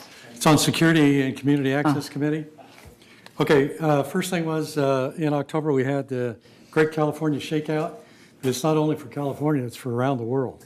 So they have over 10 million people worldwide participating in this. Chief Moy was really excited to brief this because he said he brought in different directors and forced them to work together based on different scenarios he gave them. And some of these scenarios he handed them, like, he took away Clubhouse 5, which is a big triage area for us. He said, now what are you guys going to do? You got 20 minutes to make it happen. Well, one of the directors wanted to take, for one of the scenarios, wanted to take all the vehicles. And I said, no, you can't do that. And he set up a little planning group within the whole thing. And he said, these guys are taking the lead. So if you want a resource, you got to go to them. So anyway, it comes together where they are working a lot better together and people are being trained, who's going to be in charge of it, how the planning is going to be set up and so forth. So anyway, he was really excited about that. A couple other things, they're working on a contractor work pass. I don't want to go into that very much because they're going to be coming back and discussing that again at the December meeting. But something of significance to us was the vehicle traffic and parking rules being updated. And they wanted to do this by the end of December. However, when we started going through it, I noticed some things that didn't necessarily jive with how we do business in Third. So I made a copy, gave it to John and to Bert, And they said, yes, we want to have some input on this stuff. So they're busy going through that now to bring it forward for the December meeting for consideration. Excellent. One other thing I wanted to bring up was on statistics. A lot of things we report, but one thing we haven't reported on that I've noticed, and that's foot patrols. They have foot patrols that go out, bike patrols. They look at many different things that are happening. And during the month of September, they found 199 cases. And this deals with everything from fire issues, hazards, lights, maintenance, perimeter fence, pest signs, and miscellaneous. It might be well worth it for some of our committees to approach them, because they're dealing with things like perimeter walls with associated barbed wire, raised and cracked walkways, steps and curbs, things like this, lights that are out that we may not know about, and things like that. So I want to bring that forward, but another thing I want to bring up was problems with violations, and I'll just hit a few of them. Stop signs. So far this year, they found 327 cases of people running stop signs. It's down from what it was before, but it's still not acceptable. I would take issue with that. I alone have seen 327. Oh, I know, I have too. But the chief says, you know, when you see somebody doing something wrong like that, in running stop signs, running gates, just call security and report it. If you can't get their license number, they will personally contact them and say, hey, we've noticed that you aren't driving within the parameters that we've set. This is a warning to you. Too many of these, he will go to the sheriff's department and say, hey, guys, these people are a problem, and he'll turn it over to them. From then on, the Orange County Sheriff's Department will be dealing with that. Theft is on the rise, it looks like. 28 cases year-to-date of miscellaneous theft. In Petty third? theft. No, this is throughout, okay? But petty theft is 106 cases. Hit and run, which is significant, 21 cases so far this year. Hit and run what? What are Hit they and hitting? run, Are they hitting? They actually hit. Do they hit a cars. car or a Yeah. person? It could be any of those. It's just lumped together. Places for non-injury accidents, 85. So to me, that, a lot of things are just unacceptable. That's why we need to be reporting to security about who's driving where and what they're doing. This even includes out on Santa Maria. Okay, I've seen people blow by the stop sign at gate 8. And I mean, they're going 40 miles an hour right through, and there was just about an accident the other day. I wasn't able to catch up to them, so I couldn't get their license plate. But it's things like this that we've got to report, or it's just going to continue. And you could be a recipient of one of these accidents. Thank you very much. So we've gone through all the committees, and thank you for the excellent reports. So this would be the time to get close to the ending of the meeting. So we would have director comments. Are there any director comments? Bunny? Nope. John? Bert? Steve? James? Bill? Yeah, I just forgot to tell you about something, a couple of things that are interesting. Reported hopefully to SCE, but in the Gardenville Association meeting last Thursday, someone came to us and said out in the fairway on the par 3 course by building 5510, there's an electric meter, a Southern California electric meter that's laying on the ground. Well, I go out there and look at this, and literally it's got caution tape around it. Obviously, landscaping has been there because they sprayed it with a weed killer, and so there's about a foot wide perimeter around it with the weed killer.